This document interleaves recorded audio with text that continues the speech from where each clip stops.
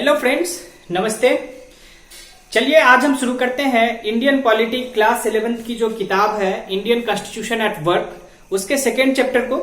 इससे पहले कि इस चैप्टर को शुरू किया जा सके, एक बार मैं बता देना चाहता हूं कि मेरा नाम भास्कर ज्योति है। अभी 63rd बीपीएससी में मैंने 38th रैंक हासिल की है और डीकेटी का जो एक मुहिम चल रहा है donate your time for nation building, तो उसी के तहत मैं अभी फ्री टाइम में आपके साथ कुछ अपने ज्ञान को साझा करूंगा। मैंने पॉलिटिकल साइंस में मास्टर्स किया है, एमफिल तथा पीएचडी भी इंटरनेशनल रिलेशन में ही की है मैंने।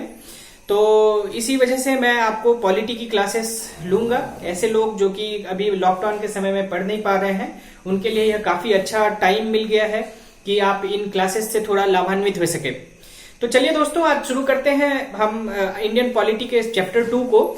और चैप्टर का नाम जैसा कि आप देख पा रहे होंगे कि मैंने पहले से ही बोर्ड पे लिख दिया है, और चैप्टर है rights in the Indian constitution. जिन लोगों ने कल वाली वीडियोस को देखा जिसमें हमने डिस्कस किया था कि किसी भी देश में संविधान क्यों बनाया जाता है, संविधान की क्यों आवश्यकता होती है, और इंडियन कॉन्स्टिट्यूशन को किस तरह से फ्रेम किया गया, किस तरह से उसको प्रोमुलगेट किया गया, तो आपने उन वीडियोस को देखा। उस वीडियो को अपलोड किया गया था, आपके कमेंट्स भी काफी पॉजिटिव आए और आप में से बहुत सारे लोगों ने रिक्वेस्ट किया कि इस वीडियो को, इस पूरे लेक्चर सीरीज को कंटिन्यू किया जा सके। तो निश्चित तौर से दोस्तों हम इस लेक्चर सीरीज को कंटिन्यू करने की कोशिश करेंगे, बशर्ते इस बीच में कोई मेरी ड्यूटी ना लग जाए, क्योंकि आपको पता है कि मैं अभी लॉकडाउन की वजह से अभी थोड़ी सी राहत है, नहीं तो इस समय हमारा ऑफिस का टाइम होता है। तो चलिए शुरू करते हैं। जो सेकेंड चैप्टर है rights in the Indian constitution. दोस्तों, संविधान जब बनाया जाता है तो मैंने आपको बताया कि संविधान आपको बहुत सारी चीजें देती हैं। जैसे आपको एक आइडेंटिटी प्रोवाइड करती है, जैसे आपकी सरकार आपको किस तरह से गवर्न करे, इन बातों को बताया जाता है।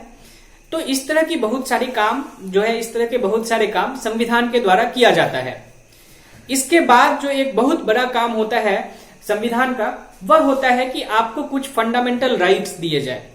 कुछ फंडामेंटल राइट्स के अलावा भी कुछ ऐसे राइट्स दिए जाएं जो कि आपके लिए, आपके जीने के लिए, आपके सर्वाइवल के लिए, आपके लाइफ के लिए, एक डिग्निफाइड लाइफ के लिए बहुत आवश्यक हो। तो इन्हीं सब चीजों को समेटते हुए सेकेंड चैप्टर में हम लोग देखेंगे कि राइट्स क्या होती हैं, फंडामेंटल राइट्स क्या होती हैं, लीगल राइट्स क्या होती हैं, कॉन्स्टिट्यूशनल राइट्स क्या होती हैं, इनमें क्या डिफरेंस है, directive principle of state policy क्या होता है, क्या राइट्स एब्सोल्यूट होती हैं। तो इन सब चीजों को आज हम इस चैप्टर में डिस्कस करेंगे।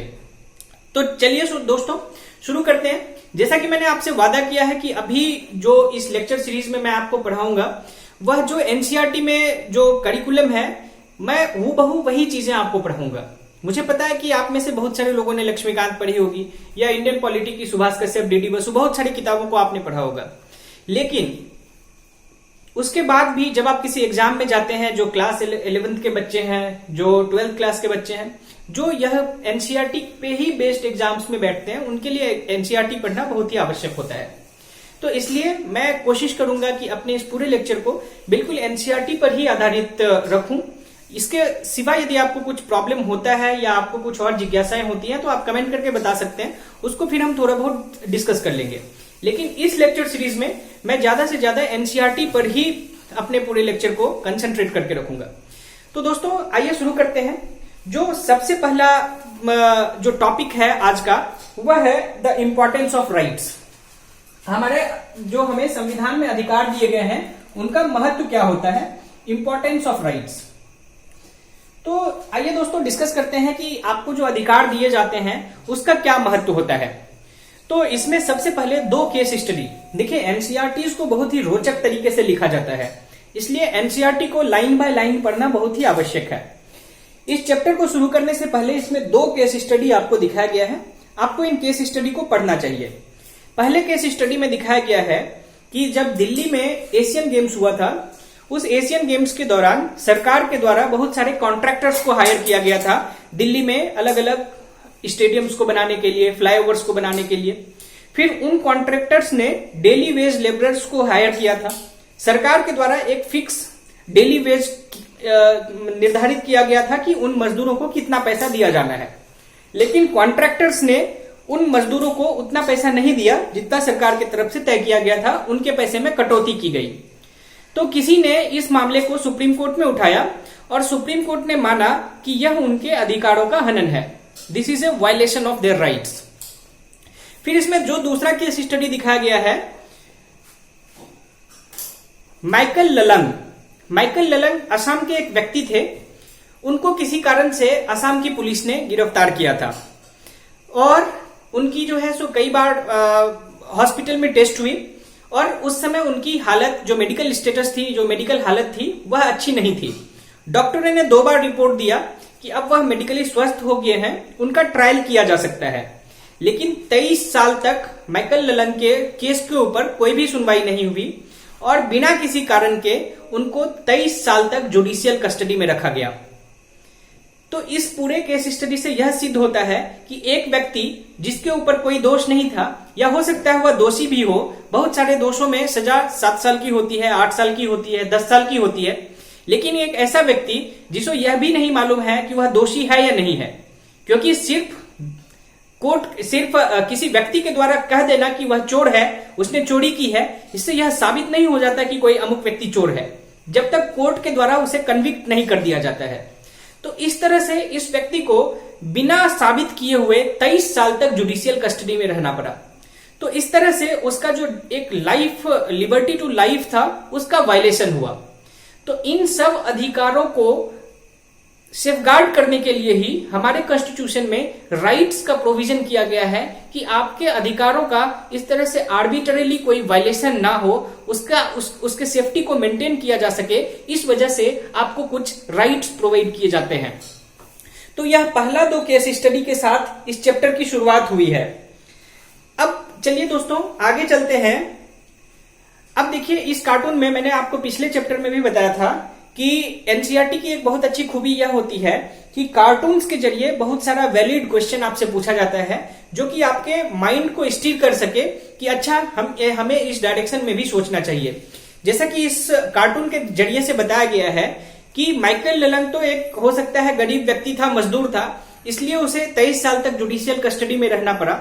लेकिन क्या यदि उसके जगह पे कोई अमीर व्यक्ति होता, कोई धनवान व्यक्ति होता, जिसके पास पॉलिटिकल इन्फ्लुएंस हो, जिसके पास पॉलिटिकल पावर हो, तो क्या उसे भी 23 साल या 20 साल 25 साल तक जुडिशियल कस्टडी में रहना पड़ता?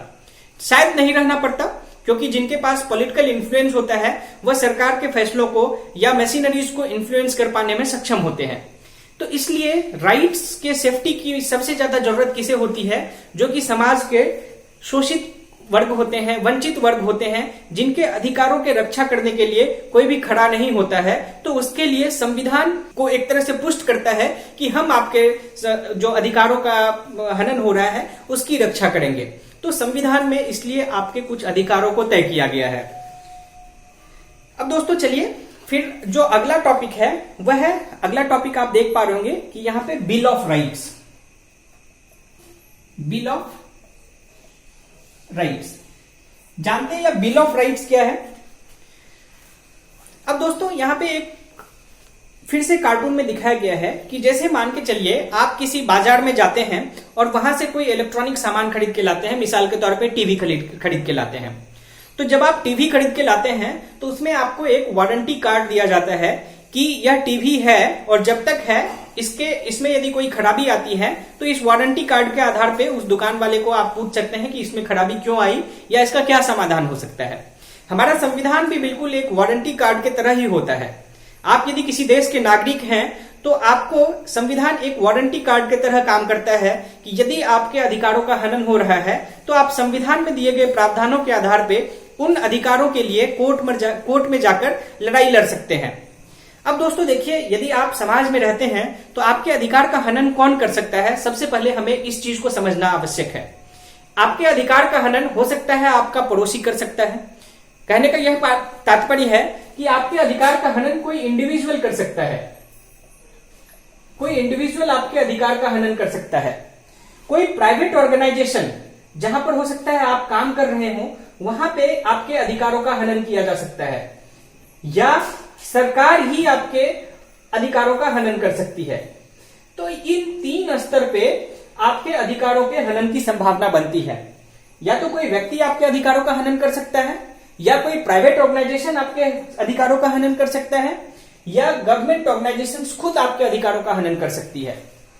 तो अब आप जब आपको पता है कि इन 3 ऑर्गेनाइजेशंस या 3 स्तर पे आपके अधिकारों का हनन हो सकता है, तो इन्हीं तीनों चीजों को ध्यान में रखते हुए हमारे संविधान में अलग अलग आर्टिकल्स के माध्यम से आर्टिकल 17 से लेकर आर्टिकल 51 तक आपको बहुत सारे अधिकार प्रदान किए गए हैं। और यह भी दिखाया गया है कि किस स्थिति में कोई व्यक्ति, कोई ऑर्गेनाइजेशन या गवर्नमेंट खुद यदि आपके अधिकारों का हनन करती है तो आपको क्या करना चाहिए। तो इसे ही बिल ऑफ राइट्स कहा गया है दोस्तों। बिल ऑफ राइट्स का ओरिजिनल कॉन्सेप्ट मैंने आपको एक काम दिया था पिछले वीडियो में। मुझे नहीं पता कि आप लोगों ने कितने उसमें से कितने सारे लोगों ने आप उस काम को आपने किया। अभी देखिए, ये काम मैंने जो आपको दिया था वह यह था कि पिछले चैप्टर में पेज नंबर 22 पर जो यह फ्लो डायग्राम बना हुआ था, मैंने आपसे कहा था कि इस फ्लो डायग्राम को अच्छे से स्टडी करना है कि हमारे संविधान में कौन सी बातें कहां से ली गई हैं। तो यहां पर आप जब देखेंगे कि यूएसए से जो हमारा पूरा राइट्स का कॉन्सेप्ट है, जो फंडामेंटल राइट्स का कॉन्सेप्ट है, वो हमारे संविधान में अमेरिका से लिया गया है। और अमेरिका में ही सबसे पहले बिल ऑफ राइट्स की बात हुई थी। तो बिल ऑफ राइट्स दोस्तों एक तरह से संविधान में लिखा हुआ वह अधिकार है जो कि आपको बताता है कि आपके ये अधिकार हैं और यदि इन अधिकारों का हनन होता है तो आपको उस केस में क्या करना चाहिए। तो संविधान हमें एक रेमेडी प्रोवाइड करता है जिसे हम कॉन्स्टिट्यूशनल रेमेडी कहते हैं। अभी आगे आने वाले पार्ट में हम देखेंगे कि यह कॉन्स्टिट्यूशनल रेमेडी क्या होता है। तो संविधान में आपको एक कॉन्स्टिट्यूशनल रेमेडी प्रोवाइड किया जाता है कि यदि आपके राइट्स का वायलेशन हो रहा है, आपके राइट्स का एक्सप्लॉयटेशन हो रहा है, तो आपको कॉन्स्टिट्यूशन के द्वारा क्या पावर्स दी गई हैं, आप उस स्थिति में क्या कर सकते हैं। तो इसे हम बिल ऑफ राइट्स कहते हैं। ठीक है, अब चलिए दोस्तों अगले टॉपिक पर चलते हैं। टॉपिक का नाम है fundamental rights in the Indian constitution. अब देखिए, इस बुक को पढ़ने से पहले आप एक बार देखिए, शायद आपको दिख रहा होगा कि मैंने जो भी इंपॉर्टेंट पॉइंट्स है उसे मैंने हाईलाइट कर दिया है अपने पेन से। यदि आपके पास हाईलाइटर हो तो आपको हाईलाइटर से इन इंपॉर्टेंट पॉइंट्स को हाईलाइट करने चाहिए। अभी 1928 में मोतीलाल नेहरू की एक कमेटी बनी थी जिसमें उन्होंने बहुत सारे राइट्स को, मतलब उस समय तो हम आजाद नहीं हुए थे तो हमें यह प्रॉपरली डॉक्यूमेंटेड चीजें नहीं थी कि हमें किस तरह के राइट्स होने चाहिए। लेकिन मैंने आपको पिछले लेक्चर में भी बताया था कि जब हम अंग्रेजों के गुलाम थे तो हमारे ऊपर बहुत तरह का जो है सो ऑपरेशन होता था और उस ऑपरेशन से हमने बहुत सारी चीजें सीखी थी। तो उसी से सीख लेके मोतीलाल नेहरू की एक कमेटी ने 1928 में बहुत सारे राइट्स को एक तरह से बनाया था और उन्हीं राइट्स को बाद में धीरे धीरे हमने कॉन्स्टिट्यूशन में जगह दिया और उसमें से कुछ राइट्स को हमने फंडामेंटल राइट्स बताया। अब दोस्तों यह फंडामेंटल क्या है? दोस्तों देखिए, आपके पास बहुत तरीके का अधिकार होता है, जैसे जमीन खरीदना भी एक अधिकार है और जीना भी एक अधिकार है। तो क्या आपको लगता है कि आपने जो जमीन खरीदा उसकी रक्षा हो और आप समाज में रह रहे हैं तो आप जिंदा रहें, क्या यह दोनों एक ही तरह का अधिकार है? तो जिंदा रहने का अधिकार और जमीन को बचा पाने का अधिकार दोनों हालांकि अधिकार ही हैं, लेकिन जिंदा रहने का अधिकार आपका फंडामेंटल राइट है, यह आपका मौलिक अधिकार है। जब आप समाज में रहते हुए जीवित रहेंगे तभी आप अपने किसी दूसरे राइट्स को बचा पाएंगे।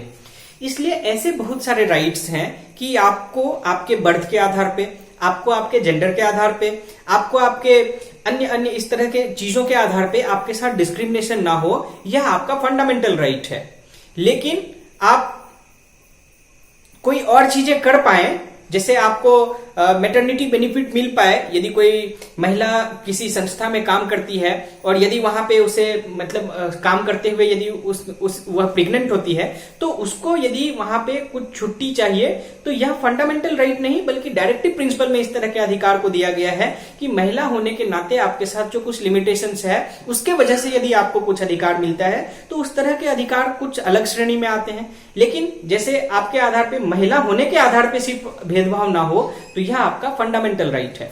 तो दोस्तों इस तरह से यदि हम देखें तो ब्रॉडली हम राइट्स को दो तरीके से कैटेगराइज कर सकते हैं, एक फंडामेंटल राइट और दूसरा लीगल राइट। अब फंडामेंटल राइट्स दोस्तों ऐसे अधिकार होते हैं, ऐसा राइट्स होता है जिसे हम हिंदी में मौलिक अधिकार कहते हैं, जिसका यदि वायलेशन किया जाता है इन तीनों में से किसी के भी द्वारा, इंडिविजुअल के द्वारा, प्राइवेट ऑर्गेनाइजेशंस के द्वारा या गवर्नमेंट के द्वारा, तो आप उस वायलेशन के आधार पे हाई कोर्ट या सुप्रीम कोर्ट में जाकर रिट पिटीशन फाइल कर सकते हैं और उसके लिए सुप्रीम कोर्ट तथा हाई कोर्ट जवाबदेह है कि आपको जस्टिस मिले, आपको न्याय मिले।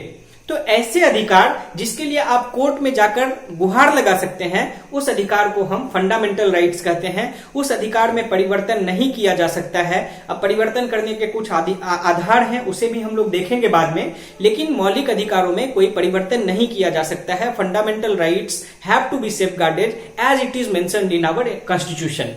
लेकिन वहीं पर legal rights are those rights for the violation of which you cannot go to the court and say just say that this is my legal right and this has been violated. It is up to the discretion of courts that they would accept that okay, this was your legal right and this has to be justified or this has to be safeguarded. लेकिन यह उनके लिए mandatory नहीं होता है कि आपको legal right के वायलेशन के आधार पे आपको जस्टिस मिले या ना मिले। वह डिपेंड करता है कि कंटेक्स्ट क्या है, क्या नहीं है, इसके आधार पे। लेकिन यदि आपके फंडामेंटल राइट्स का वायलेशन हो रहा है तो निश्चित रूप से सुप्रीम कोर्ट तथा हाई कोर्ट की यह जिम्मेदारी बनती है, तो वह आपको जस्टिस दे। तो यह दोस्तों एक अंतर होता है कि फंडामेंटल राइट और लीगल राइट में क्या अंतर है। चलिए अब एक और अंतर को समझते हैं कि फंडामेंटल राइट और लीगल राइट में क्या डिफरेंस है। दोस्तों देखिए, फंडामेंटल राइट में यदि आप कोई बदलाव करना चाहते हैं, आपके फंडामेंटल राइट्स मैंने बताया कि आर्टिकल 17 से लेके आर्टिकल 51 तक फंडामेंटल राइट्स को लिखा गया है। आर्टिकल 13 से लेके आर्टिकल 51 तक फंडामेंटल राइट्स है। तो लीगल राइट में यदि आपको कोई बदलाव करना होता है तो आप ऑर्डिनरीली उसे कर सकते हैं। पार्लियामेंट कोई डिसीजन लेगी, उसे ऑर्डिनरीली चेंज कर सकती है। यदि कोर्ट चाहे तो वह भी लीगल राइट को आसानी से चेंज कर सकती है। लेकिन यदि हमें फंडामेंटल राइट्स को चेंज करना है तो उसके लिए हमें कॉन्स्टिट्यूशनल अमेंडमेंट लाना होता है, संविधान में संशोधन करना होता है। और आप आगे पढ़ेंगे कि संविधान में संशोधन बहुत अलग अलग तरीकों से होता है। ऑर्डिनरी मेजोरिटी के साथ, सिंपल मेजोरिटी जिसे हम कहते हैं, या फिर स्पेशल मेजोरिटी के साथ। तो इस तरह से फंडामेंटल राइट्स को हमें स्पेशल मेजोरिटी के साथ चेंज करना होता है। आप पढ़ेंगे बाद में कि बेसिक स्ट्रक्चर का एक कॉन्सेप्ट है कि बेसिक स्ट्रक्चर को आप वायलेट नहीं कर सकते हैं। केशवानंद भारती का केस हुआ था। तो इस तरह से फंडामेंटल राइट्स को चेंज करना आसान नहीं होता है, इसलिए फंडामेंटल राइट्स को चेंज नहीं कर सकते हैं। तो ये अंतर है फंडामेंटल राइट और लीगल राइट में। अब दोस्तों, directive principle of state policy के तहत जो आपको राइट्स दिया जाता है वह एक अलग तरीके का राइट है। तो यदि हम एक तरह से ब्रॉडली देखा जाए कि फंडामेंटल राइट्स और लीगल राइट्स में क्या अंतर है, सबसे पहला कि आप फंडामेंटल राइट्स के वायलेशन के लिए कोर्ट जा सकते हैं, कोर्ट को उसे सेफगार्ड करना नेसेसरी है। लेकिन आप लीगल राइट या ऑर्डिनरी राइट के सेफगार्ड के लिए कोर्ट नहीं जा सकते हैं, वो जस्टिसिएबल नहीं है। आप फंडामेंटल राइट को बिना कॉन्स्टिट्यूशनल अमेंडमेंट के साथ चेंज नहीं कर सकते हैं। लीगल राइट्स को आप ऑर्डिनरी तरीके से चेंज कर सकते हैं। फंडामेंटल राइट जो है सो संविधान में लिखा हुआ है और आप इस समाज में हैं, इसलिए फंडामेंटल राइट भी है। मतलब फंडामेंटल राइट अपने आप एग्जिस्टेंस में आ जाता है, लेकिन लीगल राइट को अपने आप एग्जिस्टेंस में नहीं आना होता है। लीगल राइट को प्रोमोलगेट किया जाता है समय समय के आधार पे। तो लीगल राइट का यह भी एक डिफरेंस है कि फंडामेंटल राइट और लीगल राइट में क्या डिफरेंस होता है। तो चलिए दोस्तों, अब ये हमने देखा कि फंडामेंटल राइट इस तरह से क्या होता है। अब देखिए, एक बॉक्स में बड़ा अच्छा उदाहरण दिया हुआ है कि bill of rights south Africa का किस तरह से है। अभी आपको पता है कि साउथ अफ्रीका का जो नया कॉन्स्टिट्यूशन बना वह 1996 में बना। उससे पहले साउथ अफ्रीका में क्या था, एपार्थाइड था, रंग भेद की नीति, कलर के आधार पे लोगों के साथ डिस्क्रिमिनेशन किया जाता था और बहुत ज्यादा डिस्क्रिमिनेशन किया जाता था। तो उस डिस्क्रिमिनेशन से बचने के लिए जब 1996 में नया कॉन्स्टिट्यूशन वहां पे बना, तो जाहिर तौर पे, मतलब मैंने आपको बताया कि भारत में भी जब संविधान बना तो उसमें हमने आइडियल्स कहां से लिए, हमने आदर्श अपने स्वतंत्रता आंदोलन से चुने। उसी तरह से साउथ अफ्रीका में चूंकि रंग भेद की नीति थी और वहां पे बहुत ज्यादा डिस्क्रिमिनेशन होता था, तो इसलिए उन्होंने अपने संविधान में किन किन चीजों को शामिल किया, इनकॉर्पोरेट किया। तो उन्होंने कहा कि साउथ अफ्रीका में रेस के आधार पे, जेंडर के आधार पे, प्रेगनेंसी के आधार पे, मार्शल स्टेटस के आधार पे, ethnic, social origin, colour, age, disability, religion, conscience, belief, culture, language, birth, इन सब के आधार पे डिस्क्रिमिनेशन नहीं होना चाहिए। इसलिए जब उन्होंने अपने बिल ऑफ राइट्स को डिफाइन किया तो उनके बिल ऑफ राइट्स में उन लोगों ने किस किस चीजों को शामिल किया, right to dignity, right to privacy, right to fair labour practices, right to healthy environment, right to adequate housing, right to health care. तो इस तरह से जब आप पढ़ेंगे तो उन वहां की जो भी जरूरतें थी उसी तरह से साउथ अफ्रीका के बिल ऑफ राइट्स में इन सारे चीजों को जगह दिया गया। चलिए दोस्तों, अब बिना देर किए हुए हम जानते हैं कि भारत में फंडामेंटल राइट्स कितने हैं और उन्हें किन तरह से जो है सो ऑर्गेनाइज किया गया है। तो सबसे पहला फंडामेंटल राइट जहां आप देख पा रहे होंगे वह है राइट टू इक्वालिटी। उससे पहले हम जान लेते हैं कि फंडामेंटल राइट्स जो कि आर्टिकल 13 से लेकर आर्टिकल 32 तक हैं, उन्हें अलग अलग तरीके से 6 मेजर कैटेगरीज में कैटेगराइज किया गया है। यहां पर आप देख पा रहे होंगे कि कॉन्स्टिट्यूशन ऑफ इंडिया, एक चीज और जो आपको ध्यान में रखना चाहिए, फंडामेंटल राइट्स इंडियन कॉन्स्टिट्यूशन के पार्ट 3 में है। आप इसे ध्यान रखें, पार्ट 3 आर्टिकल 13 टू आर्टिकल 32। इस दो चीजों को आप ध्यान में रख लें कि आर्टिकल 13 से आर्टिकल 32 और पार्ट 3 में इंडियन कॉन्स्टिट्यूशन में फंडामेंटल राइट्स हैं। और फंडामेंटल राइट्स को 6 मेजर कैटेगरीज में कैटेगराइज किया गया है, जिसमें सबसे पहला क्या है, राइट टू इक्वालिटी। इसके अंदर जब आप पढ़ेंगे डिटेल में तो उसमें equality before law, equal protection of law, prohibition on discrimination on ground of religion, हाँ, equality of opportunity in employment, abolition of titles, abolition of untouchability. इस तरह से ये राइट टू इक्वालिटी है। फिर right to liberty and personal freedom, आप कहीं जा सके, कहीं घूम सके, कहीं बिजनेस कर सके, कोई रिलीजन अपना सके, आप जिंदा रहें, तो यह सब जो है so right to liberty and freedom में आता है। आप इसे भी एक एक पॉइंट को पढ़ें। फिर right to freedom of religion भी अलग से है, राइट अगेंस्ट एक्सप्लॉयटेशन अलग से है, राइट टू कॉन्स्टिट्यूशनल रिमेडी, इसको हम लोग थोड़ा सा अच्छे से पढ़ेंगे, और कल्चरल एंड एजुकेशनल राइट्स। तो इस तरह से 6 मेजर कैटेगरीज में सारे फंडामेंटल राइट्स को इंडियन कॉन्स्टिट्यूशन में कैटेगराइज किया गया है। इनमें से कुछ इंपॉर्टेंट राइट्स को हम लोग डिस्कस करेंगे, जिसमें सबसे पहला है right to equality. Right to equality, इसमें तो देखिए दोस्तों आर्टिकल मेंशन नहीं है, लेकिन राइट टू आर्टिकल कहां से शुरू होता है, राइट टू आर्टिकल आपका आर्टिकल नंबर 14 से शुरू हो जाता है। और उसके अंदर फिर जितने भी आर्टिकल्स हैं यहाँ पे आप देख पा रहे होंगे, opportunity in employment for example, ये आर्टिकल 16 में आ जाएगा। डिस्क्रिमिनेशन ना हो जेंडर के आधार पे, सेक्स के आधार पे, तो ये सब आर्टिकल 15 में आ जाएगा। तो इस तरह से अलग अलग आर्टिकल्स में आपको इस स्तर पे, खास करके जो स्कूल के स्टूडेंट्स इस वीडियो को देख रहे हैं, उन्हें इतने सारे आर्टिकल्स को ध्यान में रखने की जरूरत नहीं है। लेकिन जो सिविल सर्विसेज की तैयारी या कंपटीशन की तैयारी करने वाले लोग इस वीडियोस को देख रहे हैं, आपको आर्टिकल 13 से 32 तक, इनफैक्ट आपको 13 से 51 तक सारे आर्टिकल्स ध्यान में रखने चाहिए। वो आपको प्रीलिम्स में भी काम आएगा, और जब आप मेंस में कोई आंसर को लिखते हैं तो उसमें जब आप आर्टिकल को कोट करके लिखेंगे तो आपका आंसर उतना ज्यादा ऑथेंटिक होगा। तो चलिए आप डिस्कस करते हैं सबसे पहला आर्टिकल, राइट टू इक्वालिटी। अब यहाँ पे दोस्तों फिर से 2 केस स्टडी दिया गया है। 2 केस स्टडी को देखते हैं, 2 अलग अलग सिचुएशंस को दिखाया गया है कि किस तरह से इक्वालिटी का जो प्रोविजन है उसका वायलेशन हो सकता है। इसमें बताया गया है कि एक व्यक्ति अपने किसी दोस्त के साथ किसी एक ढाबा में जाता है। ढाबा का मालिक इस व्यक्ति को पहले से जानता है, तो इसे जब चाय दी जाती है तो बड़े अच्छे कप में दिया जाता है। और दूसरे व्यक्ति को जो ढाबा का मालिक नहीं जानता है, उससे उसका नाम पूछने का कोशिश करता है, ताकि नाम से वह उसके जाति का अनुमान लगा सके। और जब उसे पता चलता है कि जाति के आधार पर वह एक किसी दलित, शोषित, वंचित समाज से आता है, तो उसे चाय कुल्हड़ में दी जाती है, मतलब मिट्टी के कप में दी जाती है, ताकि उसको डिस्पोज कर दिया जा सके। तो यहाँ पे आपने देखा कि 2 लोगों में जो एक चाय देने की एक छोटी सी प्रोसेस है, प्रक्रिया है, उसमें जो है सो इनइक्वालिटी हुआ, उसमें अलग अलग तरीके का भेदभाव किया गया। किस आधार पे? किसी के जाति के आधार पे। तो ये एक इनइक्वालिटी हमारे समाज में है कि कास्ट के आधार पे किसी के साथ डिस्क्रिमिनेशन हो सकता है। उसके बाद फिर हम देखेंगे कि एक और उदाहरण जो यहाँ पे केस स्टडी में दिखाया गया है कि एक कोई न्यूज चैनल वाला एक ऑर्डर निकालता है कि अभी से 40 साल के बाद की जो औरतें हैं वह टेलीविजन पे अब न्यूज नहीं पढ़ेंगी। लेकिन जब उसे डिटेल में देखा जाता है कि उस टेलीविजन के कंपनी ने यही नियम मेल एंकर्स के लिए नहीं लागू किया, मतलब 40 के पार वाले भी जो मेल एंकर्स थे उन पर यह नियम नहीं लागू हुआ कि अब आप टेलीविजन पे न्यूज नहीं पढ़ेंगे क्योंकि आपका उम्र 40 साल हो गया, लेकिन फीमेल्स के लिए यह लागू हुआ। तो यहाँ पे फिर आपने देखा कि डिस्क्रिमिनेशन हुआ। डिस्क्रिमिनेशन का आधार क्या है कि एक औरत जो कि 40 साल से ऊपर हो गई, वह औरत थी, इस वजह से उसे, वह महिला थी, इस स्त्री थी, इस वजह से उन्हें न्यूज पढ़ने से वंचित किया गया। तो आपने दो फॉर्म ऑफ डिस्क्रिमिनेशन देखा। In the first form of discrimination someone was discriminated because of his cast, and in the second form of discrimination a lady was discriminated because she was a lady. So discrimination was based on the ground of sex in the second case, and in the first case discrimination was based on the ground of caste. तो इस तरह के discrimination को avoid करने के लिए right to equality में अलग अलग प्रोविजन किया गया है कि किसी के साथ डिस्क्रिमिनेशन ना हो जेंडर के आधार पे।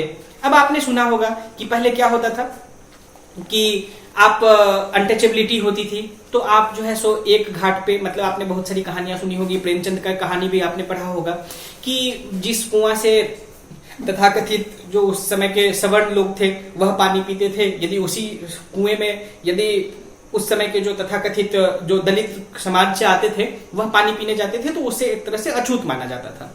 तो इन्हीं चीजों को एड्रेस करने के लिए अलग अलग आर्टिकल्स को शामिल किया गया। आर्टिकल 17 राइट टू इक्वालिटी के ही अंदर आता है। आर्टिकल 17 में अनटचेबिलिटी को खत्म किया गया कि अनटचेबिलिटी अब एग्जिस्ट नहीं करेगा, और इस तरह से राइट टू इक्वालिटी को असर्टेन किया गया। अब आर्टिकल राइट टू इक्वालिटी के ही अंदर आता है एबोलिशन ऑफ टाइटल्स भी राइट टू इक्वालिटी के। अब आपने देखा होगा कि पहले जमींदारों का बहुत बड़ा टाइटल हुआ करता था कि फलाना जमींदार साहब है, या राजाओं का ही आप टाइटल देखते, महाराजा धीराज, तो मतलब उनका इतना बड़ा टाइटल ही हुआ करता था। तो उन टाइटल्स को भी राइट टू इक्वालिटी के तहत कि किसी को सिर्फ राजा हो जाने की वजह से या किसी एक खास परिवार में जन्म ले लेने की वजह से उनके साथ कोई पहले से ही टाइटल नहीं होगा, तो इसलिए आर्टिकल 18 में यह प्रावधान किया गया कि उन सारे टाइटल्स को जो कि हेरिडिटरी हुआ करते थे उनको एबोलिश कर दिया जाएगा। लेकिन इसका यह मतलब नहीं है कि फॉर एग्जाम्पल मैंने पीएचडी किया और मैंने एक्वायर किया कि मेरे नाम के आगे अब डॉक्टर लगेगा, तो वह मैंने एक्वायर किया, वो मैंने अपने स्किल से एक्वायर किया। कोई मिलिट्री में है तो यदि कोई मेजर जनरल है तो हम उसे मेजर जनरल, फॉर एग्जाम्पल हमारे जो चीफ ऑफ आर्मी स्टाफ हैं या सीडीएस हैं, chief of defence staff, major general Bipin Rawat, हम ऐसा कहते हैं क्योंकि इस चीज को उन्होंने एक्वायर किया है, यह हेरिडिटरी नहीं है। तो इस तरह के टाइटल्स को इसमें इंक्लूड नहीं किया जाता है। लेकिन ऐसे टाइटल्स जो कि जमींदारों के बेटों को, पोतों को सीधा सीधा उसके जमींदार के परिवार से होने की वजह से मिल जाता था, राजाओं के परिवार के होने से के वजह से मिल जाता था, जिसके वजह से लोग डिस्क्रिमिनेटेड फील करते थे, तो उस तरह के टाइटल्स को भी एबोलिश किया गया है। राइट टू इक्वालिटी में यह प्रावधान किया गया है कि कोई भी व्यक्ति कहीं पर भी काम कर सकता है, उसको उसके सेक्स के आधार पे, जेंडर के आधार पे उसके साथ कोई भेदभाव नहीं होगा। तो यह था दोस्तों राइट टू इक्वालिटी। अब राइट टू इक्वालिटी में सेक्शन 16(4) देखिए, सेक्शन 16(4) बहुत इंपॉर्टेंट है। सेक्शन 16(4) से पहले सेक्शन 16 हमें समझना होगा। सेक्शन 16 में कहा गया है कि कोई भी व्यक्ति irrespective of his her sex, gender, place of birth, इन सब के आधार के बिना कोई भी व्यक्ति कहीं भी काम कर सकता है, और काम के वाले जगह पे या काम जहां पे उसको प्रोवाइड किया जाता है वहां पे उसके साथ कोई भी डिस्क्रिमिनेशन नहीं होगा। आर्टिकल 16(4) में यह स्पेशली आर्टिकल 16 में यह व्यवस्था की गई है। लेकिन आपने देखा होगा कि हमारे कॉन्स्टिट्यूशन में रिजर्वेशन का प्रावधान किया गया है। अब यह रिजर्वेशन का प्रावधान, आपको लगता होगा कि यदि इक्वालिटी की बात की जाती है कि किसी के आधार पे डिस्क्रिमिनेशन नहीं किया जाएगा, लेकिन आपने देखा होगा कि हमारे यहाँ ओबीसी को, SC STs को इस तरह से कुछ रिजर्वेशन दिया जाता है। तो एक तरह से यह इक्वालिटी का वायलेशन है कि आप एक तरफ सबको इक्वल मांग रहे हैं लेकिन दूसरी तरफ उनको जो है सो कुछ स्पेशल प्रिविलेजेस दे रहे हैं। लेकिन दोस्तों इसके पहले मतलब ये इनइक्वालिटी है या रिजर्वेशन जस्टिफाइड है या नहीं जस्टिफाइड है, इसके लिए आपको थोड़ा सा बैकग्राउंड को समझना होगा। अभी बहुत सारा गवर्नमेंट का डाटा कहता है या बहुत सारा केसेस हैं जो कि इस बात का एविडेंस है कि अनटचेबिलिटी एग्जिस्ट करती थी, और जिसके वजह से एक पर्टिकुलर जो समुदाय था, एक पर्टिकुलर कम्युनिटीज थी, वह जो है सो सोशली तथा एजुकेशनली समाज में बैकवर्ड रह गई। वह उस तरह के शिक्षा को हासिल नहीं कर सकी, रोजगारों में उनका उस तरह से रिप्रेजेंटेशन नहीं हो पाया। तो इस वजह से उनको भी मेन स्ट्रीम में लाने के लिए, उनको भी इक्वल अपॉर्चुनिटीज को प्रोवाइड करने के लिए गवर्नमेंट की तरफ से कुछ अफर्मेटिव एक्शंस लिए गए, और उन अफर्मेटिव एक्शंस के तहत ही रिजर्वेशन का प्रावधान किया गया कि जो ऑलरेडी सबसे पहले आगे थे और जो व्यक्ति पहले बहुत पीछे था उन सबको जो है सो एक पायदान पर लाके खड़ा करने के लिए रिजर्वेशन का प्रावधान किया गया। तो इस तरह से इस अफर्मेटिव एक्शन को इनइक्वालिटी नहीं मान के इक्वालिटी का ही कंपोनेंट मानना चाहिए कि इससे समाज में लंबे समय में इक्वालिटी स्टैब्लिश होगी। तो आर्टिकल 16(4) यहाँ पे हाईलाइट करके लिखा हुआ है, आप इस आर्टिकल 16(4) को अच्छे से पढ़ेंगे। चलिए दोस्तों, अब बात करते हैं जो अगला बहुत महत्वपूर्ण जो राइट है वह है राइट टू फ्रीडम। अब दोस्तों राइट टू फ्रीडम के तहत मैंने आपको फिर दिखाया, अब राइट टू फ्रीडम के तहत यहाँ पे क्या आता है, एक बार हम सारे पॉइंट्स को देखेंगे। राइट टू फ्रीडम में स्पीच एंड एक्सप्रेशन, आप कुछ भी बोलें उसका फ्रीडम आपको होता है। असेंबल पीसफुली, कहीं पे आप यदि इकट्ठा हो रहे हैं तो यदि आपके पास आर्म्स नहीं है, कोई हथियार नहीं है, तो वहां पे आप असेंबल हो सकते हैं। फॉर्म एसोसिएशन, आप कोई ऑर्गेनाइजेशन बना सकते हैं, संगठन बना सकते हैं। Move freely through out the territory of India, आप भारत में कहीं भी यहाँ वहां घूम सकते हैं बजाय, इसका भी कुछ एक्सेप्शन होता है। जैसे फॉर एग्जांपल अरुणाचल प्रदेश जैसे राज्य में आप जा रहे हैं तो वहां पे बहुत सारे जगह पर आपको जाने के लिए इनर लाइन परमिट की आवश्यकता होती है, जिसे हम ILP कहते हैं। तो वो सब एरिया एक्सक्लूडेड होता है उससे, लेकिन उन एरियाज को छोड़ के आप भारत में कहीं भी घूम सकते हैं। Reside and settle in any part of India, practice any profession और to carry any occupation, trade और business, right to life and liberty. अब right to liberty and personal freedom में सबसे इंपॉर्टेंट राइट क्या है, right to life and liberty. इसे हम लोग थोड़ा सा विस्तार में पढ़ेंगे। Rights of the accused and convicts, अब जिससे मान के चलिए कोई क्राइम का एक्यूज्ड है, कन्विक्ट है, क्या उसके पास भी कोई अधिकार होता है या नहीं होता है, या यदि वो एक्यूज्ड हो गया, कन्विक्ट हो गया तो उसके सारे अधिकार खत्म हो जाते हैं? ऐसा नहीं होता है, उनके पास भी कुछ अधिकार होता है। तो आइए राइट टू फ्रीडम के कुछ इंपॉर्टेंट पॉइंट्स को हम लोग अच्छे से समझते हैं। अब दोस्तों राइट टू फ्रीडम किस चीज में आता है, आर्टिकल 19 में आता है, जो आपको बोलने की आजादी देता है। यहाँ पे एक चीज मैं आपकी जानकारी के लिए बता दूं, आपने कभी अपने कॉन्स्टिट्यूशन में, जैसे आप मीडिया को देखते हैं, प्रेस को देखते हैं, तो प्रेस के फ्रीडम का अलग से बात नहीं किया गया है कि प्रेस को किस आर्टिकल के थ्रू, कई बार इस डिबेट में हम लोग पढ़ जाते हैं कि प्रेस को किस आर्टिकल के थ्रू सारी बातें बोलने का अधिकार होता है। तो दोस्तों यदि इंडिविजुअल को बोलने का अधिकार है तो उसी अधिकार को माना जाता है कि कलेक्टिव लेवल पे वो एक प्रेस होता है या मीडिया होता है। तो आर्टिकल 19 ही मीडिया के भी फ्रीडम के अधिकार को उजागर करता है। तो आर्टिकल 19 में ही मीडिया के भी अधिकार की बात की जाती है। लेकिन दोस्तों आपने बहुत सारा उदाहरण ऐसा सुना होगा कि कई बार कई सारे लोगों के ऊपर सेडिशन का चार्ज लगा दिया जाता है। हमने पहले भी बात किया इस चैप्टर को शुरू करने से पहले कि क्या हमारा जो फ्रीडम होता है कोई भी, या हमारा कोई फंडामेंटल राइट है, क्या वो एब्सोल्यूट होता है? तो आर्टिकल 19 में तो हमने बात की कि हमारे पास फ्रीडम ऑफ एक्सप्रेशन है, फ्रीडम ऑफ स्पीच है, लेकिन क्या हमारा फ्रीडम ऑफ एक्सप्रेशन और हमारा जो फ्रीडम ऑफ स्पीच है क्या वो एब्सोल्यूट है? हम किसी को कुछ भी बोल सकते हैं? क्या आपको लगता है कि आप किसी के साथ एब्यूसिव व्यवहार कर सकते हैं, किसी को गाली गलौज कर सकते हैं क्योंकि आपके पास फ्रीडम ऑफ एक्सप्रेशन है? बिल्कुल नहीं। तो इस वजह से फ्रीडम ऑफ एक्सप्रेशन को कंट्रोल करने के लिए कि फ्रीडम ऑफ एक्सप्रेशन कहीं दूसरे के लिए उसके राइट्स का वायलेशन ना बन जाए, मतलब आपका फंडामेंटल राइट हो सकता है किसी दूसरे के फंडामेंटल राइट्स को वायलेट करे, तो इस वजह से फ्रीडम ऑफ एक्सप्रेशन पे कुछ रीजनेबल रिस्ट्रिक्शंस लगाया गया है।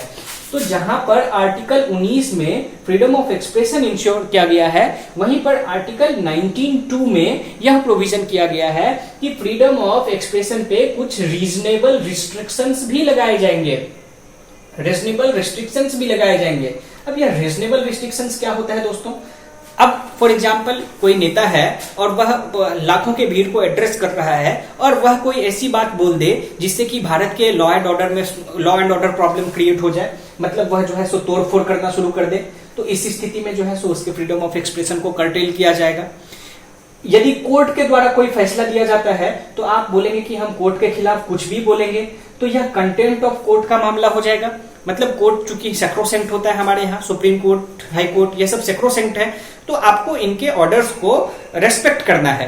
तो आप फ्रीडम ऑफ एक्सप्रेशन के तहत यह नहीं कर सकते हैं कि आपको कोर्ट की तरफ से कोई आदेश दिया तो आप कोर्ट के आदेश को नहीं मानेंगे, यह फ्रीडम ऑफ एक्सप्रेशन आपका नहीं हो सकता है। तो यह कंटेम्प्ट ऑफ कोर्ट के आधार पे जो है सो आपको आपके फ्रीडम को जो है सो रेस्ट्रिक्ट किया जा सकता है। अब यदि इमरजेंसी सिचुएशन हो जाती है, जैसा कि आपको पता है कि 1975-76 में इमरजेंसी लगाई गई भारत में, इमरजेंसी इसलिए लगाई जाती है कि देश में कोई इस तरह की आपात स्थिति क्रिएट हो जाती है जिसमें आपके मूवमेंट को कर्टेल किया जा सके, जिसमें आपके मूवमेंट को रोका जा सके। फॉर एग्जांपल आप अभी के ही स्थिति को देखिए, हालांकि अभी भारत में इमरजेंसी नहीं लगी हुई है, लेकिन कोरोना के वजह से जो एक तरह की वैश्विक महामारी है जिसकी वजह से मूवमेंट को रेस्ट्रिक्ट किया गया है, लेकिन इमरजेंसी लीगली इन्फोर्स नहीं है। लेकिन यदि इमरजेंसी नेशनल इमरजेंसी को इन्फोर्स किया जाता तो आपके मूवमेंट को लीगली, मतलब वह आपका फिर जो मूवमेंट का अधिकार है उसको जो है सो कर्टेल किया जा सकता था।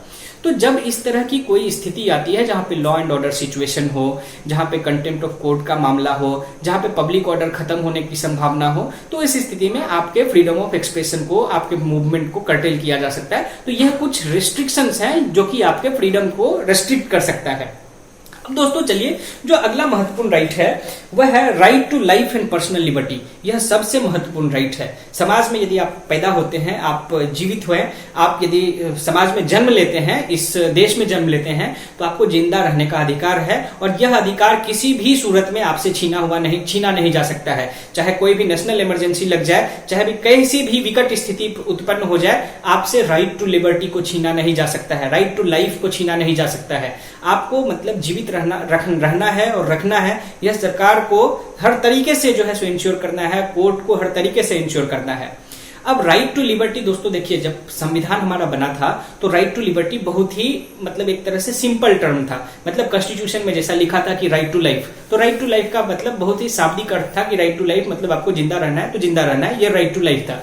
लेकिन आप जब आगे पढ़ेंगे, जो लोग जो स्कूल के बच्चे हैं वह आगे पढ़ेंगे कि बहुत सारा जो है सो जजमेंट आया LIC के केस में, शंकरी प्रसाद केस में, केशवानंद भारती केस में बहुत सारा जजमेंट आया और फिर मेनका गांधी केस हुआ।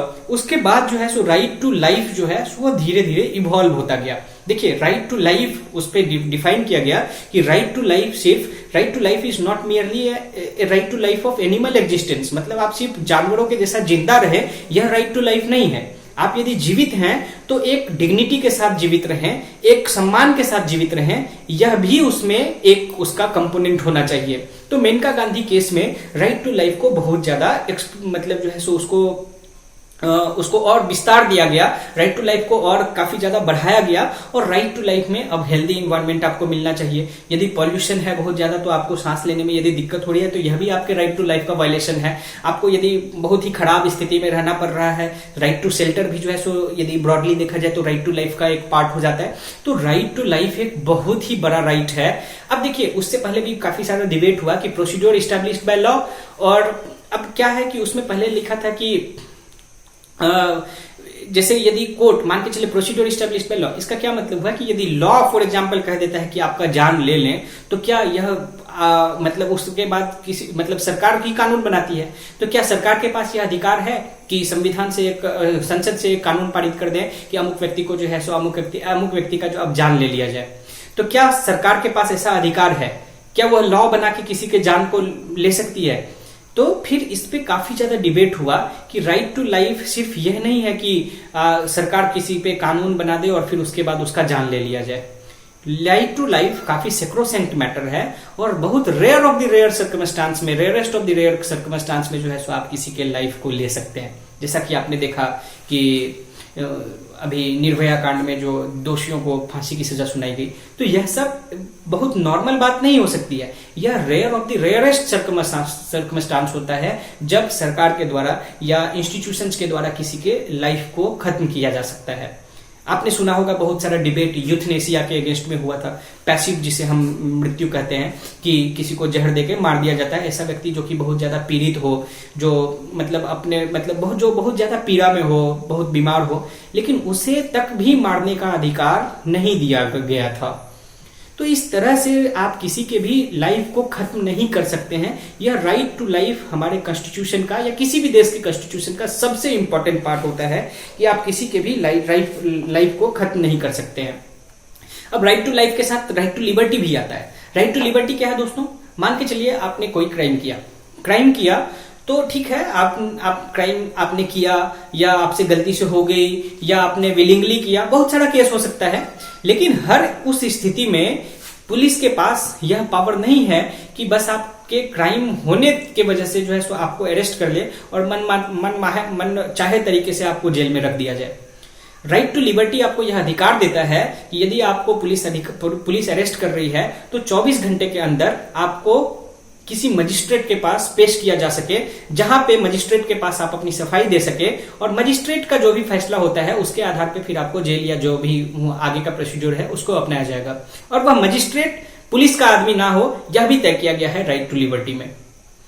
और यदि आप एक्यूज्ड हैं, आप कोर्ट में पेश किया जा रहा है, तो राइट टू लिबर्टी आपको यह भी अधिकार देता है कि आप अपने मन माफिक वकील को चुन सकते हैं जो कि आपके पक्ष को कोर्ट में रख सके। तो राइट टू लिबर्टी आपको बहुत सारे चीजों को आपको बहुत सारा जो है सो अधिकार देता है। तो यह एक तरह से बहुत ही इंपॉर्टेंट लाइफ है। राइट टू लाइफ बहुत ही इंपॉर्टेंट लाइफ है, राइट है। कभी मौका मिले आपको तो आप और भी किताबों से गूगल पे पढ़िए, मेनका गांधी केस को पढ़िए, इससे पहले जितना सारा केस हुआ था उन सब चीजों को पढ़िए ताकि आपकी जानकारी और बढ़े। अब दोस्तों चलिए एक जो अगला पॉइंट है वह है प्रिवेंटिव डिटेंशन। अब यह प्रिवेंटिव डिटेंशन क्या होता है, आइए देखते हैं इस चीज को।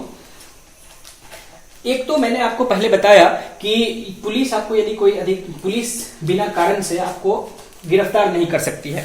पुलिस यदि आपको गिरफ्तार करती है तो आपको अधिकार है कि आप पुलिस से पूछें कि आपको क्यों गिरफ्तार किया। आपने सुना होगा कि चार्जशीट आपके खिलाफ जो है सो दायर किया गया है, तो पुलिस को हमेशा आपको चार्जशीट दिखाना होता है कि गिरफ्तार करने का कारण क्या है। लेकिन दोस्तों एक ऐसा भी सिचुएशन आता है जब पुलिस आपको बिना कारण गिरफ्तार कर सकती है, और वह तब होता है जब आपको प्रिवेंटिव डिटेंशन के तहत गिरफ्तार किया जाता है। इस टर्म को समझना बहुत आवश्यक है। प्रिवेंटिव डिटेंशन क्या होता है? प्रिवेंटिव डिटेंशन आप में से बहुत सारे लोगों ने इसका नाम सुना होगा। प्रिवेंटिव डिटेंशन आर्टिकल 22 के तहत हमारे कॉन्स्टिट्यूशन में डिफाइन किया गया है। अब प्रिवेंटिव डिटेंशन क्या है दोस्तों? मान के चलिए कोई ऐसी स्थिति उत्पन्न होती है जिसमें पुलिस को लगता है कि या हमारे इंस्टीट्यूशंस को लगता है कि यदि किसी जगह पर बहुत सारा लोग इकट्ठा हो रहे हैं तो कोई ऐसी स्थिति उत्पन्न हो सकती है। हो सकता है कम्युनल दंगा हो जाए, हो सकता है जो सरकार के प्रति बहुत आक्रोश है तो सरकार के ही लोगों को मारने का प्रयास किया जाए। इस तरह की बहुत सारी स्थिति उत्पन्न हो सकती है। कोई वॉर लाइक सिचुएशन है, इमरजेंसी सिचुएशन है, उस स्थिति में यदि आप रिबेल करते हैं तो उस स्थिति में पुलिस के पास, इंस्टीट्यूशन के पास, गवर्नमेंट के पास एक अधिकार होता है प्रिवेंटिव डिटेंशन के तहत कि बिना किसी कारण के आपको गिरफ्तार किया जा सकता है और 3 मंथ तक पुलिस अपने कस्टडी में आपको रख सकती है। 3 महीने तक पुलिस आपको अपने कस्टडी में रख सकती है।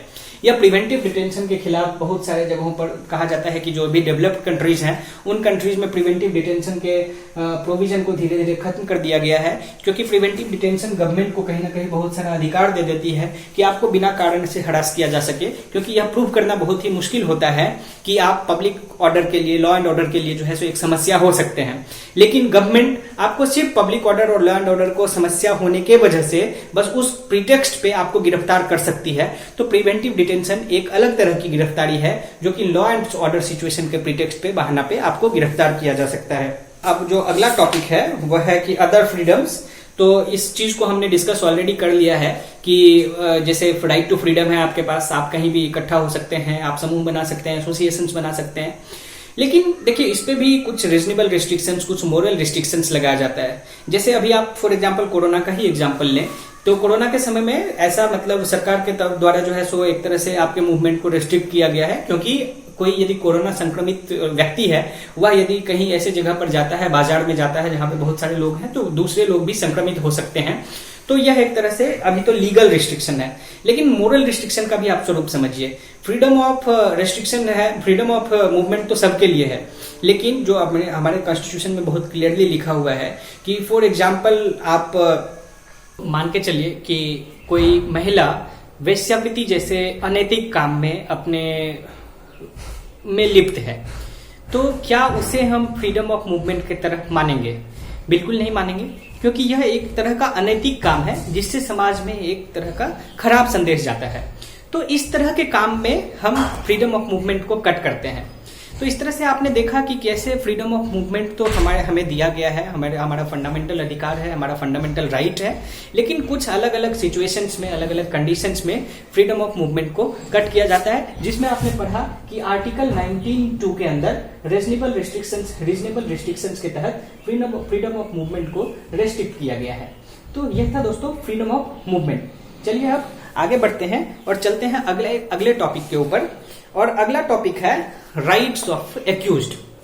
तो दोस्तों आपने पढ़ा कि जो मैंने आपको पहले भी अंतर बताया कि एक्यूज्ड तथा कन्विक्ट के बीच में अंतर होता है। एक्यूज्ड वह होता है जो कोई क्राइम जिसने किया और जब तक उसने क्राइम किया और उसके ऊपर कार्रवाई नहीं हो गई है, कोर्ट के द्वारा उसे सजा नहीं सुनाई दी गई है, या कोर्ट ने यह नहीं मान लिया है कि उसने क्राइम किया है, तो उसे हम एक्यूज्ड मानेंगे। और जब कोर्ट ने कह दिया कि हाँ उसने क्राइम की है और वह मतलब जो है सो प्रूफ हो गया है, तो उसे हम कन्विक्ट मानते हैं। तो दोस्तों जब तक कोई एक्यूज्ड रहता है तो क्या एक्यूज्ड को भी हमारे यहाँ कोई फ्रीडम दिया गया है या उसका कोई फंडामेंटल राइट है? तो बिल्कुल एक्यूज्ड का भी फंडामेंटल राइट्स होता है कुछ। एक्यूज्ड सिर्फ एक्यूज्ड होने के वजह से उसे उसके सारे फंडामेंटल राइट्स का वायलेशन नहीं किया जाएगा। तो अब एक्यूज्ड लोगों के लिए किस तरह का अधिकार दिया गया है, तो आइए जानते हैं एक एक करके। एक्यूज्ड को जो सबसे पहला अधिकार दिया गया है कि वह होता है, उसे हम कहते हैं कि डबल जियोपार्डी। अब दोस्तों यह डबल जियोपार्डी क्या होता है? कोई व्यक्ति फॉर एग्जाम्पल मान के चलते हैं कि किसी व्यक्ति ने चोरी की है। अब चोरी के आरोप में उसके ऊपर एक केस उसके डिस्ट्रिक्ट कोर्ट में लॉन्च किया गया है, किसी डिस्ट्रिक्ट कोर्ट में उसके अगेंस्ट जो है सो कोई केस किया गया, और दूसरा कोर्ट मान के चलते हैं कि हाई कोर्ट में भी किया गया। अब हाई कोर्ट और डिस्ट्रिक्ट कोर्ट दोनों इस व्यक्ति को चोरी के लिए ही दो सजा नहीं सुना सकती है। यदि इस व्यक्ति को कोई सजा होनी है तो चोरी, उस एक पर्टिकुलर चोरी के लिए एक बार ही सजा होगी। तो किसी व्यक्ति को एक ही क्राइम के लिए दो बार सजा नहीं दी जा सकती है। इस तरह की चीजों को हम डबल जियोपार्डी कहते हैं, मतलब किसी व्यक्ति को एक बार ही सजा दी जा सकती है। उसके बाद किसी व्यक्ति को बैक डेट से, किसी व्यक्ति ने यदि कोई क्राइम किया है तो उसके ऊपर जब भी सजा दी जाएगी, तो जब उसे सजा सुनाई गई है तो उस डेट से ही उसके लिए सजा लागू होगा। उसके ऊपर कोई बैक डेट से सजा का प्रावधान नहीं किया गया है हमारे कानूनों में। ऐसा कोई प्रावधान नहीं है कि बैक डेट से उसे कोई सजा दी जाए। फिर तीसरा जो एक अधिकार दिया गया है एक्यूज्ड का, वह है कि उन्हें अपने खिलाफ खुद से एविडेंस नहीं देना है कि मैंने चोरी की है और यह मुझे नहीं प्रूव करना है कि हाँ मैंने चोरी की है। यह प्रूव करने का जो है ओनर्स किन के ऊपर है? यह प्रूव करने की जिम्मेदारी पुलिस के ऊपर है या दूसरे किसी एजेंसी के ऊपर है कि यह उनको प्रूव करना है कि इसने चोरी की है। मुझे खुद से यह प्रूव नहीं करना होगा कि मैंने चोरी की है। तो ऐसे कुछ अधिकार हमारे संविधान में, हमारे कानून में जो है सो एक्यूज्ड को भी दिया गया है। अब दोस्तों आइए आगे बढ़ते हैं, और जो अगला राइट दिया गया है हमारे संविधान में वह है राइट अगेंस्ट एक्सप्लॉयटेशन। यह एक बहुत ही महत्वपूर्ण राइट है, राइट अगेंस्ट एक्सप्लॉयटेशन। यह एक काफी महत्वपूर्ण अधिकार है। दोस्तों एक्सप्लॉयटेशन बहुत सारे स्तर पे होता है। आपने भी अपने समाज में देखा होगा, बहुत लोगों को एक्सप्लॉइट किया जाता है क्योंकि उनको अपने अधिकारों का पता नहीं होता है, उनको अपने अधिकारों की जानकारी नहीं होती है। आपने इतिहास में पढ़ा होगा फॉर एग्जाम्पल, जैसे हमारे यहाँ शेड्यूल्ड ट्राइब्स थे, जो जनजातीय लोग थे, जनजाति या जिसे हम शेड्यूल्ड ट्राइब्स कहते हैं। फॉर एग्जाम्पल आपने पढ़ा होगा कि राजमहल हिल्स में जब आदिवासी लोग रहते थे तो उनको अंग्रेज फोर्सफुली रेलवे के ट्रैक बिछाने के काम में लगा देते थे या रेलवे के मेंटेनेंस के काम में लगा देते थे, लेकिन बदले में उनको उसके लिए पैसा नहीं दिया जाता था। जब फोर्सफुल्ली आप किसी को किसी काम के लिए जबरदस्ती उससे वह काम करवाते हैं तो इस तरह के काम को बेगार कहा जाता है। बेगार, या इंग्लिश में इसे बॉन्डेड लेबर कहते हैं, बंधुआ मजदूरी। आपने जरूर यह टर्म सुना होगा, बंधुआ मजदूरी। तो इस तरह के एक्टिविटीज को एक्सप्लॉयटेशन कहा जाता है। देखिए समय के साथ इस तरह का बॉन्डेड लेबर या बेगार की जो समस्या है वह धीरे धीरे खत्म हो गई है, लेकिन अभी भी कुछ ऐसे जगह हैं जहां पे आपको बेगार या बॉन्डेड लेबर किसी न किसी फॉर्म में दिख जाएगा, जिसे हम स्लेव भी कहते हैं। जैसे आपने ईटा जो ब्रिक क्लीन इंडस्ट्रीज होता है, ईटा वाला जो उद्योग होता है ब्रिक इंडस्ट्रीज, वहां पे देखा होगा कि आपने कुछ लोग काम करते हैं, तो वहां पे कहीं ना कहीं अभी भी बॉन्डेड लेबर्स अभी भी एग्जिस्ट करता है। जब आजादी से पहले हमारे यहाँ जमींदारी प्रथा थी, तो जमींदारी प्रथा में आपको पता होगा कि जमींदार लोग जो टैक्स देने का रिकॉर्ड होता था उस तरह के पेपर्स को डिस्ट्रॉय कर देते थे। और चूंकि लोग अशिक्षित होते थे, पढ़े लिखे नहीं होते थे, उनको उनके अधिकारों की जानकारी नहीं होती थी, तो जब वह उसका पेमेंट वापस नहीं कर पाते थे, उनके द्वारा जो कर्जा लिया जाता था, तो उस कर्जा के बदले उनको जीवन भर, फिर उनके बाल बच्चों को भी जीवन भर बंधुआ मजदूरी करना पड़ता था।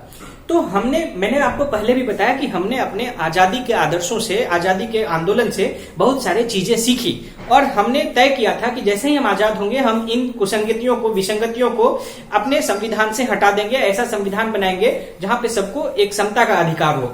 तो जमींदारी प्रथा का उन्मूलन जैसे ही हुआ दोस्तों, तो सबसे पहले जो एक चीज को खत्म कर दिया गया वह था बॉन्डेड लेबर, स्लेवरी, इन सब चीजों को खत्म कर दिया गया।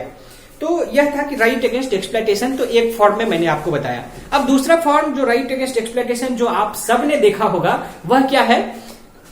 आप सबको पता है कि बच्चे, आज आप आते जाते बहुत सारी जगहों पर देखते होंगे कि बच्चों को छोटे छोटे दुकानों में, होटलों में काम करने के लिए रखा जाता है। तो अभी जुवेनाइल एक्ट आने के बाद तो इसमें काफी ज्यादा परिवर्तन हुआ है, लेकिन जब तक यह जुवेनाइल एक्ट नहीं आया था उससे पहले क्या होता था कि बच्चों को आप देखे होंगे कि ऐसे हजार्डस इंडस्ट्रीज में, जहां पे बहुत ही मतलब इस तरह का काम होता था जहां पे बच्चों की जान तक जा सकती थी। जैसे आपने सुना होगा कारपेट इंडस्ट्री, पटाखा वाला इंडस्ट्री, हाँ, क्रैकर्स इंडस्ट्री, या फिर केमिकल इंडस्ट्रीज, इस तरह की इंडस्ट्री जहां पर बच्चे ज्यादा वल्नरेबल होते हैं। क्योंकि आपको पता है कि समाज में सबसे ज्यादा वल्नरेबल वर्ग कौन सा होता है? या तो बच्चे वल्नरेबल होते हैं, या विमेन वल्नरेबल होते हैं, या जो है ओल्ड एज पीपल वल्नरेबल होते हैं। तो इसमें से यदि किसी को भी जबरदस्ती काम करवाया जाता है तो माना जाता है कि यह उनके खिलाफ एक्सप्लॉयटेशन हो रहा है। तो सरकार ने अब हमारे संविधान में यह व्यवस्था की कि 14 साल से कम उम्र के बच्चों को हजार्डस एक्टिविटीज में आप नहीं रख सकते हैं। अभी जो कानून रिसेंट में सरकार के द्वारा पास की गई है, संसद के द्वारा पास की गई है, उसमें बच्चे सिर्फ अपने घर का ही काम कर सकते हैं, कोई भी उस तरह की एक्टिविटीज नहीं कर सकते हैं जिसमें उसके जान जाने की कोई भी संभावना होती है, उसके स्वास्थ्य पर प्रतिकूल स्थिति उत्पन्न होने की कोई भी संभावना होती है। तो यह था दोस्तों राइट अगेंस्ट एक्सप्लॉयटेशन। चलिए अब हम चलते हैं right to freedom of religion. जो अगला हमारा टॉपिक है वह है right to freedom of religion.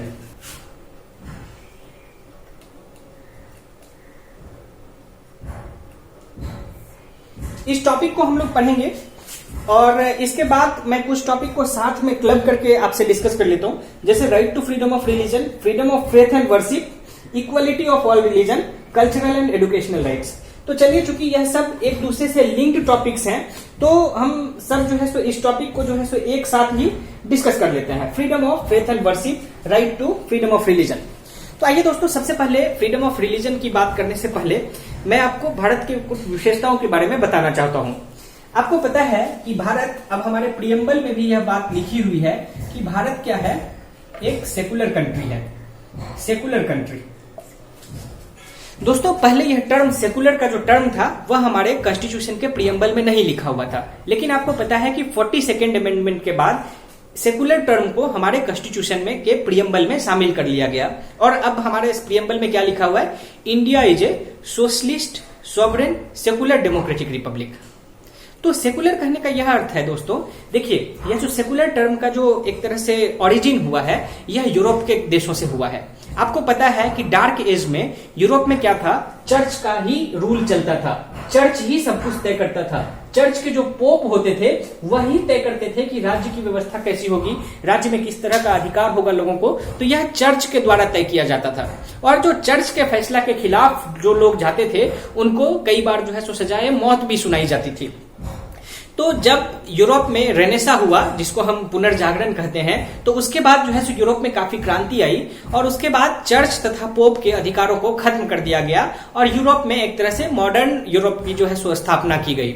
लेकिन तो इस वजह से क्या हुआ, क्योंकि देखिए यूरोप के मैक्सिमम देशों में आपको एक रिलीजन ही दिखेगा और मेजोरिटी वह क्रिश्चियन होता है। और क्रिश्चियनिटी का ही बाद में जो है सो प्रोटेस्टेंट एथिक्स या प्रोटेस्टेंट एक अलग सेक्ट बन गया। लेकिन मेनली जो यूरोप के मैक्सिमम कंट्रीज में आपको रिलीजन दिखेगा वह जो है सो क्रिश्चियनिटी है। तो उन लोगों ने रिलीजन को यह तय किया कि रिलीजन को हम राज्य के व्यवस्था से दूर रखेंगे, मतलब राज्य को चलाने में रिलीजन का कोई रोल नहीं रहेगा। तो यह उनके जो देश था, उनका जो देश था, वहां पे ऐसे हालात उत्पन्न हुए जिसके वजह से उनको रिलीजन को अपने राज्य के नीतियों से दूर रखने की जरूरत पड़ी। लेकिन भारत ऐसा देश नहीं है। भारत के बारे में यदि आपसे मैं बोलूं कि कोई एक बहुत अच्छी बात बताइए भारत के बारे में, तो मुझे यकीन है कि आप निश्चित रूप से भारत के बारे में कहेंगे कि भारत एक ऐसा कंट्री है जहां पे यूनिटी इन डाइवर्सिटी है। यूनिटी इन डाइवर्सिटी है मतलब भारत में हर तरीके का डाइवर्सिटी है, चाहे वह रिलीजियस डाइवर्सिटी हो, चाहे वह लिंग्विस्टिक डाइवर्सिटी हो, तो हर तरह का डाइवर्सिटी भारत में पाया जाता है। अब दोस्तों, यह रिलीजियस डाइवर्सिटी होने की वजह से क्या है कि आपको पता है कि भारत में कितने तरीके का रिलीजन है। सबसे ज्यादा एडहेरेंट्स हिंदुइज्म के हैं, उसके बाद जो है सो इस्लाम है, फिर क्रिश्चियनिटी है, फिर ज्यूज है, क्रिश्चियंस लोग हैं, फिर ज्यूज हैं, हाँ, फिर बुद्धिस्ट हैं, जैन्स हैं, सिख्स हैं। तो भारत में बहुत तरह का रिलीजन भारत में पाया जाता है। इसमें से बहुत सारे रिलीजन का उद्भव भारत में हुआ है। तो इस स्थिति में भारत की यह नीति कभी नहीं थी कि रिलीजन को भारत के राज्य व्यवस्था से दूर रखा जाए। तो इस वजह से सेकुलर टर्म का जो भारत में इंटरप्रिटेशन हुआ, या भारतीय इंडियन सेकुलरिज्म का जो भारत में कॉनेटेशन था, वह यूरोप के सेकुलरिज्म से डिफरेंट था। क्योंकि आपको मैंने बताया कि यूरोप में यह आवश्यकता थी कि रिलीजन को राज्य से दूर रखा जाए, क्योंकि रिलीजन का बहुत ज्यादा इंटरफेरेंस था। लेकिन भारत में रिलीजन का राज्य चलाने में कभी इंटरफेरेंस नहीं था। चाहे वह आप राम राज्य के समय का उदाहरण देखें, चाहे आप बुद्ध के समय का उदाहरण देखें, चाहे आप मुगल काल का उदाहरण देखें, सब लोग जो भी राजा हुए, सब लोगों ने रिलीजन को पहले से ही दूर रखा हुआ था। तो भारत का सेकुलरिज्म किस तरह से इंटरप्रेट किया गया? भारत के रिलीजन में यह कहा गया कि भारत हर एक रिलीजन को इक्वली ट्रीट करेगा। इक्वालिटी ऑफ जो अगला टॉपिक है, इक्वालिटी ऑफ रिलीजन्स, मैं उसी को डिस्कस कर रहा हूं। तो भारत ने यह तय किया कि भारत हर एक रिलीजन से इक्वल, मतलब भारत हर एक रिलीजन को इक्वल ट्रीट करेगा। किसी भी रिलीजन को कोई स्पेशल स्टेटस नहीं देगा, किसी भी रिलीजन को स्पेशल ग्रांट नहीं देगा। तो इस तरह से जो ट्रीटमेंट भारत में किया गया उसे हम इक्वालिटी ऑफ ऑल रिलीजन कहते हैं। लेकिन यूरोप में क्या था? यूरोप में कहा गया कि यूरोप का कोई भी देश रिलीजन से इक्वल डिस्टेंस मेंटेन करेगा। तो ये दो फंडामेंटल डिफरेंस है यूरोप के सेकुलरिज्म में और इंडियन सेकुलरिज्म में। जहां पे यूरोप में डिस्टेंस को मेंटेन करने की बात की गई, वहां पे भारत में इक्वल ट्रीटमेंट की बात की गई। अब दोस्तों, हमारे यहाँ चूंकि डाइवर्सिटी इतनी ज्यादा है, इतने सारे रिलीजन के लोग रहते हैं, सबको यहाँ पे आजादी दी गई कि आप जिस भी रिलीजन के व्यक्ति हैं, ना सिर्फ आप उस रिलीजन को फॉलो कर सकते हैं, बल्कि उसे प्रोपेगेट और प्रोफेस भी कर सकते हैं। यह दो टर्म आप हमेशा ध्यान में रखें कि भारत में यह फंडामेंटल राइट लोगों को दिया गया कि कोई भी अपने रिलीजन को प्रोपेगेट, प्रोफेस तथा फॉलो कर सकता है। प्रोफेस, प्रोपेगेट और तीसरा फॉलो। प्रोफेस मतलब आप जो भी रिलीजन को मानते हैं आप उसका अनुपालन कीजिए। प्रोपेगेट मतलब आप अपने रिलीजन का विस्तार कर सकते हैं, आप अपने रिलीजन को फैला सकते हैं। फॉलो मतलब आप अपने रिलीजियस आइडियाज को फॉलो कीजिए। तो यह तीन मौलिक अधिकार, तीन फंडामेंटल राइट हमारे कॉन्स्टिट्यूशन में लोगों को दिया गया। अब दोस्तों देखिए, इसका दुष्परिणाम एक क्या हुआ कि सब लोग चाहते हैं कि उसके रिलीजन के फॉलोवर्स जो है सो पूरे दुनिया में, पूरे देश में, सब जगह बढ़ते रहें। तो इस चक्कर में क्या हुआ कि कई बार फोर्सफुल कन्वर्जन, जैसे आपने देखा होगा कि जब हम अंग्रेज के गुलाम थे उस समय भी मिशनरीज यहां पर काम करती थी। मिशनरीज, क्रिश्चियन मिशनरीज, जिनका काम होता था लोगों को फोर्सिबली कन्वर्ट करवाना।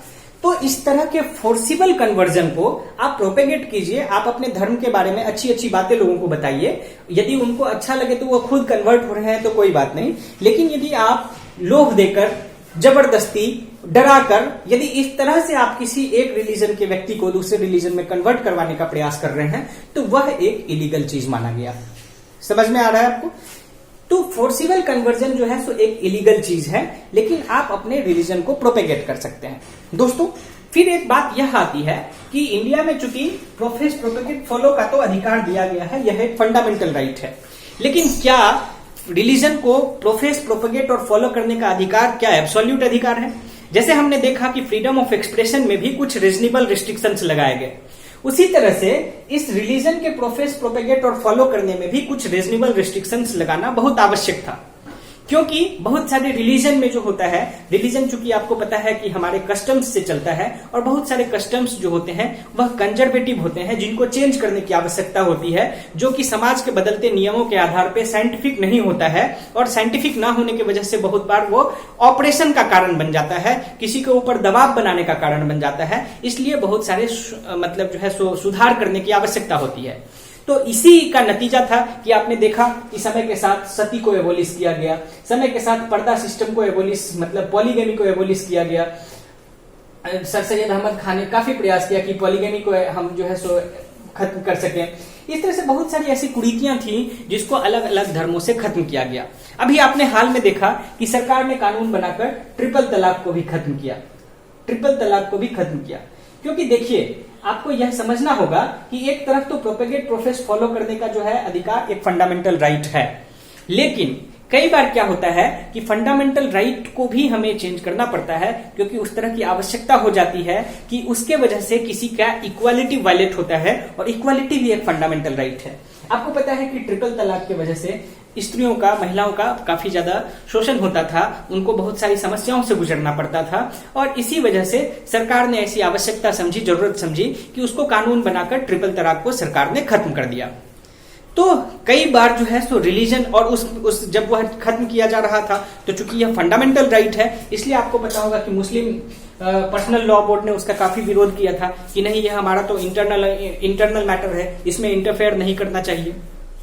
तो यह है कि यदि प्रोफेस का तो है, प्रोपेगेट का भी अधिकार है, लेकिन यदि कई बार किसी चीज में खामी आ जाती है तो उसे हमें बदलना भी पड़ता है, तो इस वजह से बदला जाता है। अब इक्वालिटी ऑफ ऑल रिलीजन फिर और कैसे मेंटेन होता है? इक्वालिटी ऑफ ऑल रिलीजन, जैसे फॉर एग्जांपल बहुत सारे रिलीजियस इंस्टीट्यूशंस देश में चलाया जाता है। फॉर एग्जांपल आपको पता रहे कि मदरसा में भी पढ़ाई करवाई जाती है, मदरसा में भी पढ़ाई करवाई जाती है, और बहुत सारे ऐसे इंस्टीट्यूशंस होते हैं जैसे गुरुकुल में भी पढ़ाई करवाई जाती है। तो अब सरकार यदि मदरसा को ग्रांट दे रही है तो सरकार का दायित्व है कि गुरुकुल को भी ग्रांट देगी। तो इस तरह से सरकार किसी भी इंस्टीट्यूशन को ग्रांट देने में कोई भेदभाव नहीं करती है, यह भी इक्वालिटी ऑफ रिलीजन को प्रूव करता है। बात करें अगले टॉपिक का, तो अगला जो महत्वपूर्ण टॉपिक है वह है राइट टू कॉन्स्टिट्यूशनल रेमेडीज, जो मुझे लगता है कि इस चैप्टर का सबसे महत्वपूर्ण टॉपिक है और इसको हमें सबसे अच्छे से समझना पड़ेगा। तो आइए अब बात करते हैं राइट टू कॉन्स्टिट्यूशनल रेमेडीज की। हमें बहुत सारा फंडामेंटल राइट कॉन्स्टिट्यूशन में दिया गया, लेकिन क्या उन अधिकारों का, उन राइट्स का कोई अर्थ बच जाता है यदि उन राइट्स को कैसे प्रोटेक्ट किया जाए उसका कोई जिक्र ना किया जाता? सिर्फ राइट्स के बारे में लिख देना तो सिर्फ कोरी कल्पना की बातें हो जाती कि आपके पास यह अधिकार है, वह अधिकार है। तो इसी वजह से हमारे संविधान के नीति निर्माताओं ने, ऐसे लोगों ने जिन्होंने संविधान लिखा, उन्होंने यह भी लिखा कि यदि आपके अधिकारों का किसी भी कारण से हनन होता है तो आप उसके बाद उस स्थिति में क्या कर सकते हैं। और उन्होंने डिवाइस किया एक बहुत ही बेहतरीन तरीका जिसे हम कहते हैं आर्टिकल 32। आर्टिकल 32 को, जिसके अंदर राइट टू कॉन्स्टिट्यूशनल रेमेडी का जिक्र किया गया है, आर्टिकल 32 को हमारे डॉक्टर बाबा साहब भीमराव अंबेडकर के द्वारा, डॉक्टर BR अंबेडकर के द्वारा इस आर्टिकल को heart and soul of Indian constitution कहा गया। Heart and soul of Indian constitution क्यों कहा गया heart and soul of Indian constitution? क्योंकि आर्टिकल 32 में इस बात का जिक्र किया गया कि किसी व्यक्ति का यदि फंडामेंटल राइट का वायलेशन होता है तो उसके पास यह अधिकार है कि वह सुप्रीम कोर्ट में जाके यह कह सकता है कि मेरे अधिकारों का हनन हुआ है, और सुप्रीम कोर्ट इस मामले में तुरंत कार्रवाई करते हुए इस मामले के सत्यता का जांच करेगी, और यदि राइट्स का वायलेशन होता है तो उसके खिलाफ उचित कार्रवाई की जाएगी। तो दोस्तों, यह जो सुप्रीम कोर्ट में जाके अपने अधिकारों के खिलाफ हम याचिका दायर करते हैं उसे कहा जाता है रिट पिटीशन डालना। तो आर्टिकल 32 में राइट्स टू कॉन्स्टिट्यूशनल रेमेडी में हमें रिट डालने की जो है सो आजादी दी गई है। रिट डालने का जो है सो एक तरह से अधिकार दिया गया है। अब यह रिट बहुत तरीके का होता है कि किन किन तरीके का रिट आप डाल सकते हैं। तो आइए एक एक करके हम देखते हैं कि आप किन तरह के रिट्स को डाल सकते हैं। पहले एक बार फिर से शॉर्ट में हम समझ सकते हैं कि यदि हमारे फंडामेंटल राइट्स का वायलेशन हो रहा है तो आर्टिकल 32 में हमें यह अधिकार दिया गया है कि हम सुप्रीम कोर्ट में रिट पिटीशन फाइल कर सकते हैं कि मेरे फंडामेंटल राइट का वायलेशन हुआ है, तो उसके बाद सुप्रीम कोर्ट उस पर कार्रवाई करेगी। तो दोस्तों आइए देखते हैं कि आप किन किन तरह का रिट पिटीशन फाइल कर सकते हैं।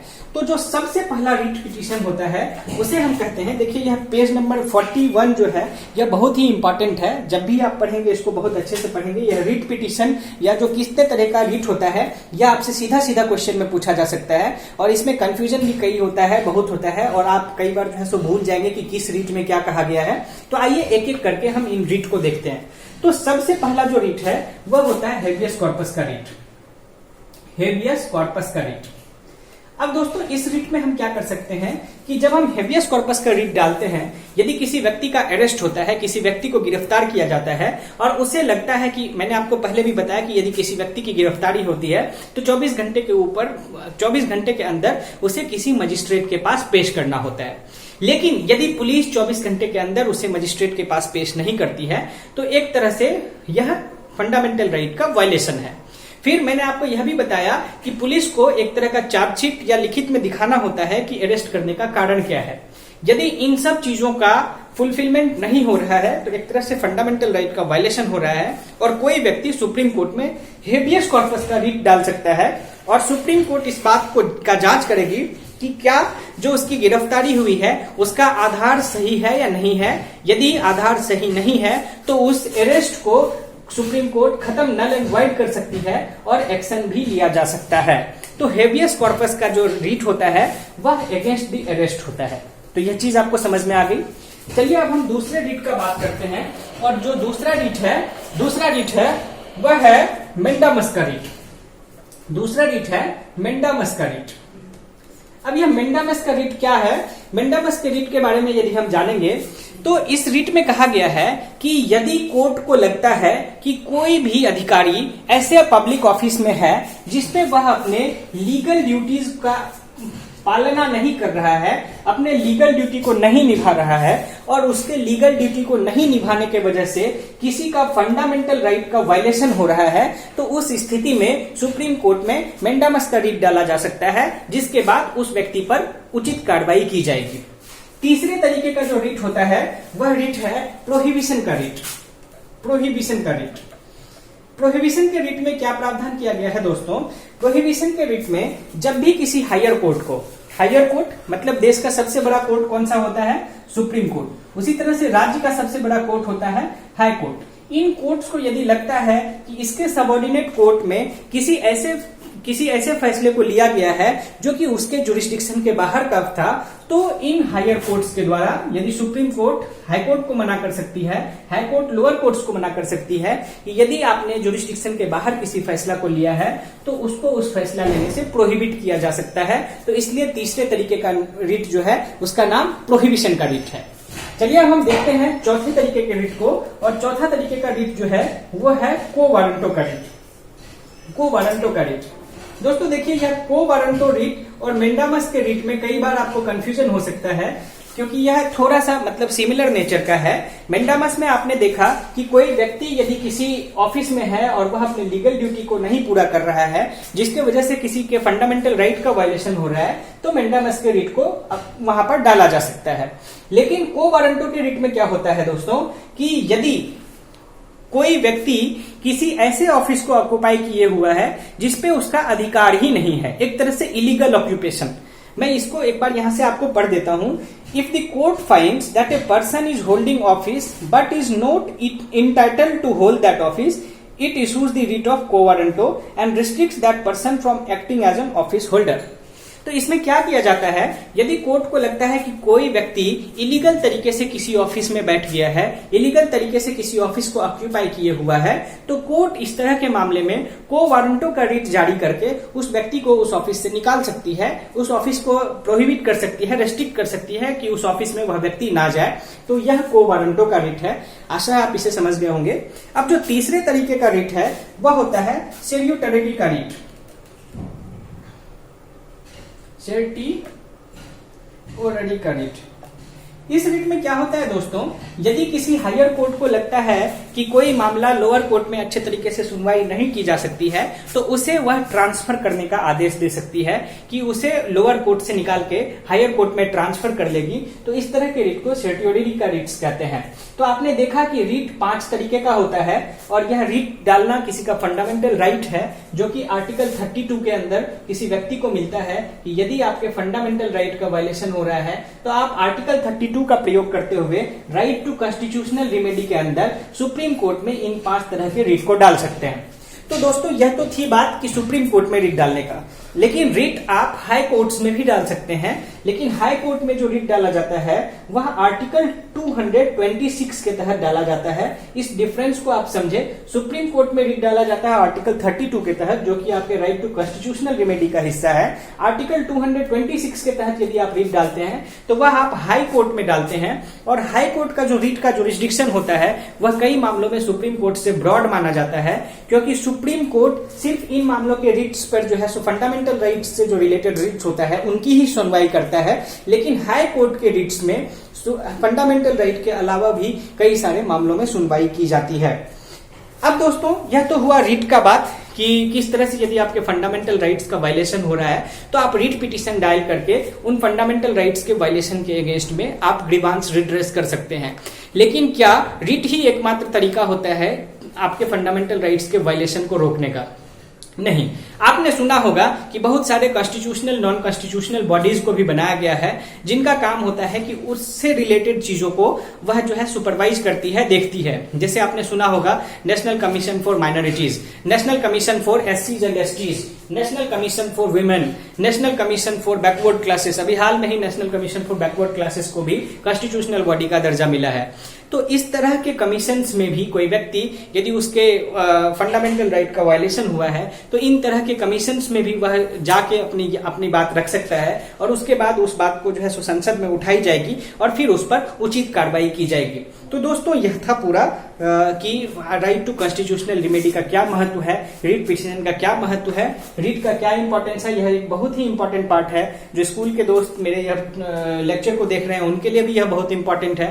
जो सिविल सर्विसेज की तैयारी करने वाले मित्र इस लेक्चर को देख रहे हैं उनके लिए भी यह बहुत ही इंपॉर्टेंट है कि आप इन सारे रिट्स को समझें। बहुत बार आपसे प्रीलिम्स में सीधा सीधा क्वेश्चन पूछ दिया जाएगा इस रिट्स के बारे में किसी भी तरीके से घुमा फिरा के, तो आपको इनकी अच्छी समझ होनी बहुत आवश्यक होती है। चलिए दोस्तों अब अगले टॉपिक को देखते हैं। अगला टॉपिक है directive principles of state policy. दोस्तों अभी तक हमने पढ़ा फंडामेंटल राइट्स को। फंडामेंटल राइट्स मैंने बताया आर्टिकल 13 से लेके आर्टिकल 32 तक हमारा फंडामेंटल राइट है पार्ट 3 में।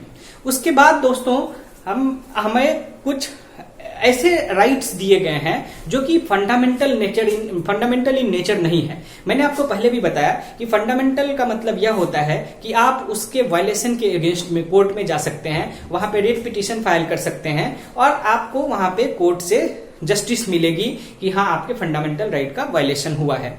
लेकिन दोस्तों जब भारत आजाद हुआ था तो भारत में बहुत तरीके की समस्याएं थी।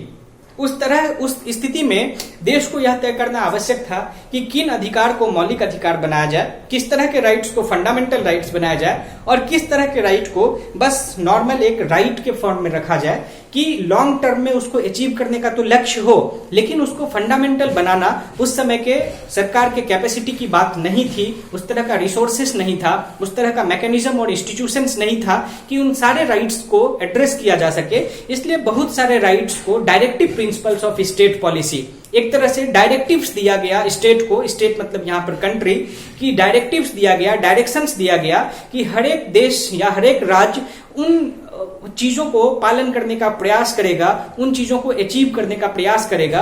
तो एक तरह से directive principles of state policy देश को एक डायरेक्टिव्स था कि आप देश के सोशल इकोनॉमिक वेलबीइंग को अचीव करने का प्रयास कीजिए। उसमें बहुत सारे इस तरह के चीजों को शामिल किया गया जिसको फंडामेंटल बनाना उस समय संभव नहीं था। लेकिन आप देखेंगे कि जिस तरह से समय गुजरता गया और सरकार की क्षमता बढ़ती गई, उस तरह से धीरे धीरे बहुत सारे डायरेक्टिव प्रिंसिपल्स को फंडामेंटल राइट बनाया गया। जैसे मिसाल के तौर पे आप देखिए कि पहले बच्चों का फ्री एजुकेशन वह एक डायरेक्टिव प्रिंसिपल का हिस्सा था, लेकिन जब सरकार की क्षमता बढ़ी तो उसको फंडामेंटल राइट बना दिया गया अमेंडमेंट के तहत, आर्टिकल 21 के ही तहत। तो बहुत सारे फंडामेंटल राइट्स, बहुत सारे डायरेक्टिव प्रिंसिपल्स को धीरे धीरे इस तरह से फंडामेंटल राइट के दर्जे में लाया गया।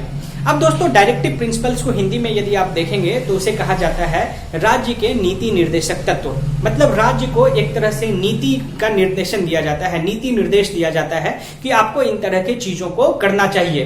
तो देखिए, यह एक बहुत ही अच्छे तरीके से पॉइंट में लिखा हुआ है कि डायरेक्टिव प्रिंसिपल में रहता क्या है।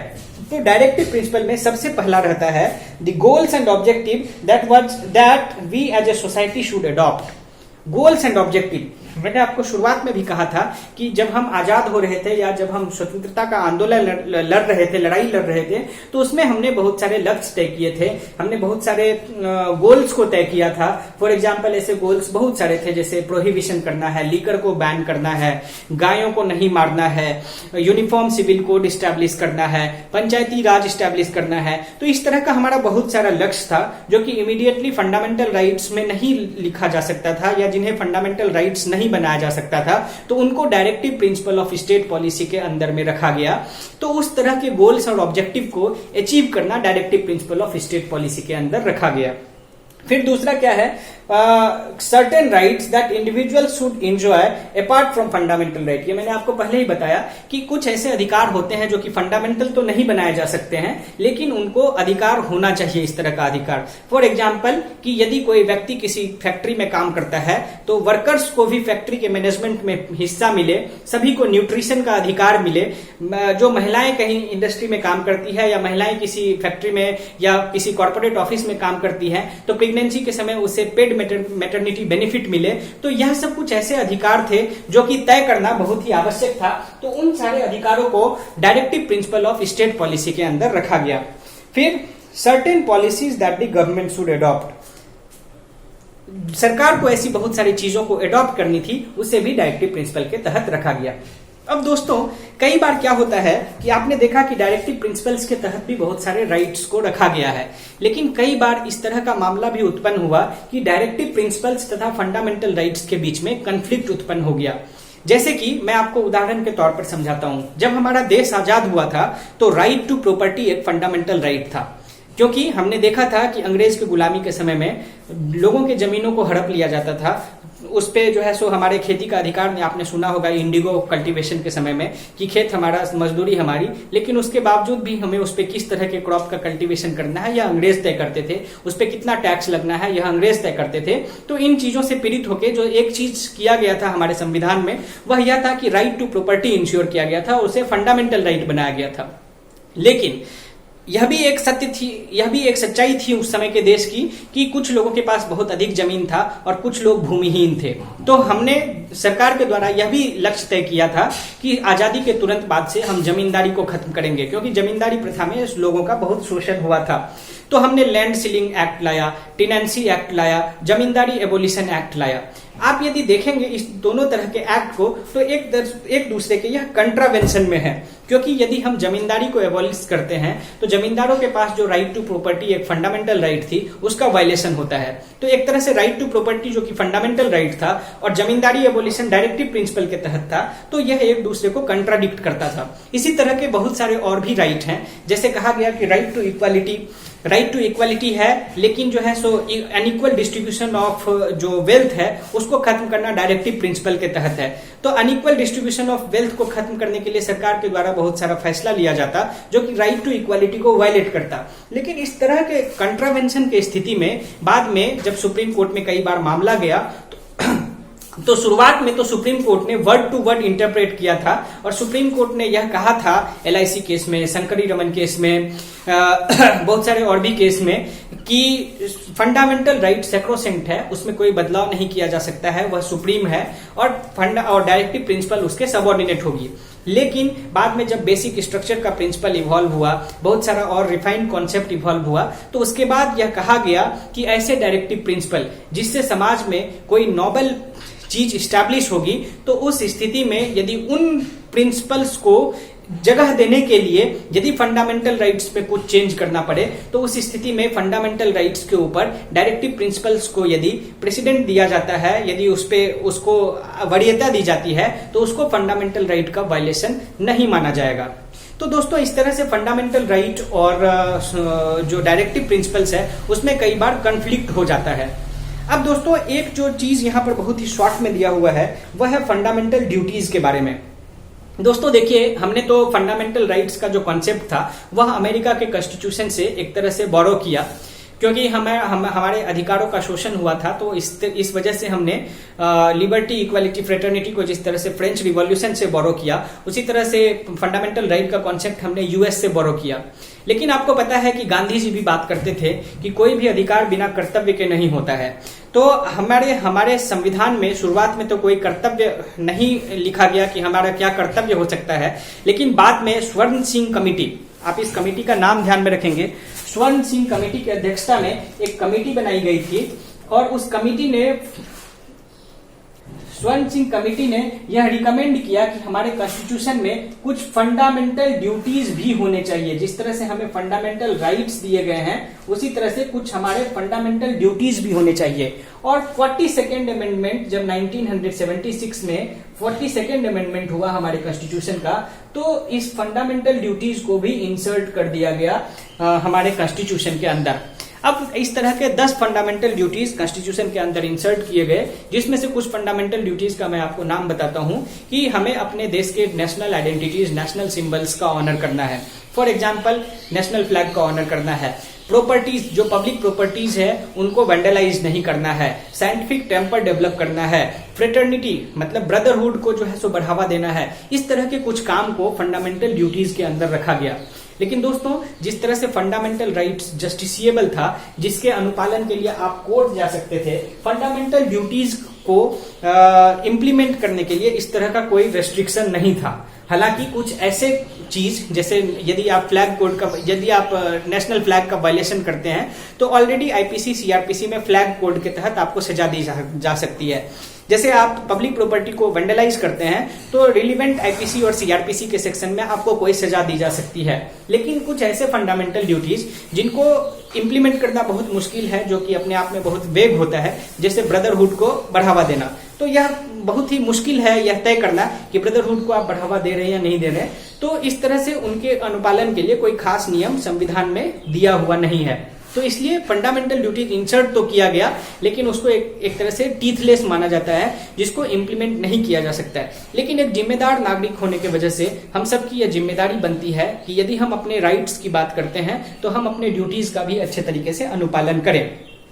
अब दोस्तों देखिए, पेज नंबर 45 में हमारे बहुत सारे डायरेक्टिव प्रिंसिपल्स के गोल्स, पॉलिसीज, नॉन जस्टिसिएबल, ये सब जो है सो अलग अलग कैटेगरीज में हमें फंडामेंटल डायरेक्टिव प्रिंसिपल्स को कैटेगराइज किया गया है। जैसे गोल क्या है डायरेक्टिव प्रिंसिपल का, कि देश को के वेलफेयर के बारे में सोचना, welfare of the people, social, economic, political justice दिलाना देश के लोगों को, raising the standard of living, equitable distribution of resources. जैसे मैंने आपको बताया कि समाज में बहुत इनइक्वालिटी है, कुछ लोगों के पास बहुत सारा वेल्थ है, कुछ लोगों के पास नहीं है, तो वह डिस्ट्रीब्यूशन ऑफ रिसोर्सेस को ठीक कर सके, तो इसको जो है सो गोल बनाया गया।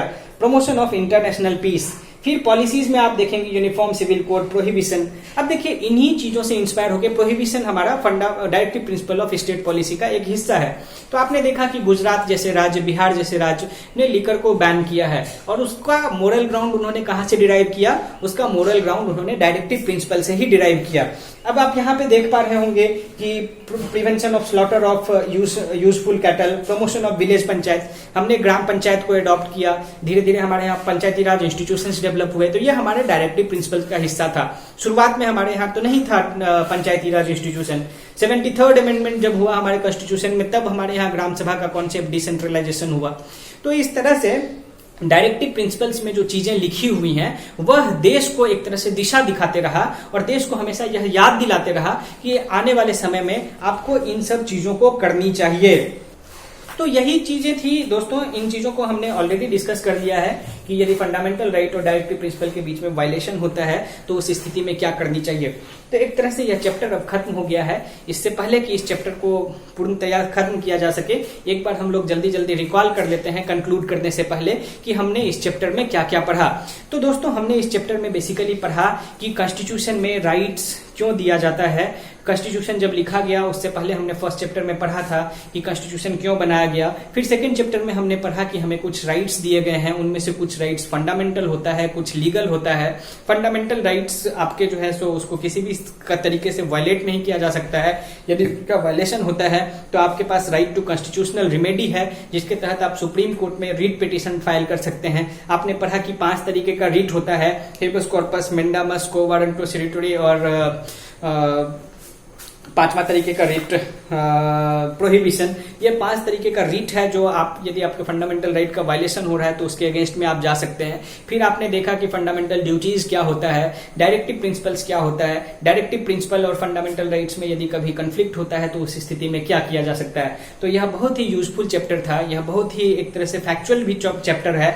मैं आपसे रिक्वेस्ट करता हूं कि इस चैप्टर को देखिए, मैंने तो आपको एक तरह से ऊपर ऊपर पढ़ा दिया, मैंने हर टॉपिक को आपके साथ डिस्कस किया है, लेकिन इसके बावजूद मैं चाहता हूं कि आप इसे बहुत अच्छे तरीके से पढ़ें, खुद से कॉन्सेप्ट डेवलप करें, और यदि उसके बाद कोई प्रॉब्लम होती है तो आप कमेंट करके बताएं ताकि हम उन प्रॉब्लम्स के ऊपर फिर से डिस्कशन कर सकें। जल्दी ही हम थर्ड चैप्टर लेके आएंगे, और वह थर्ड चैप्टर कौन सा है दोस्तों, इलेक्शन एंड रिप्रेजेंटेशन का।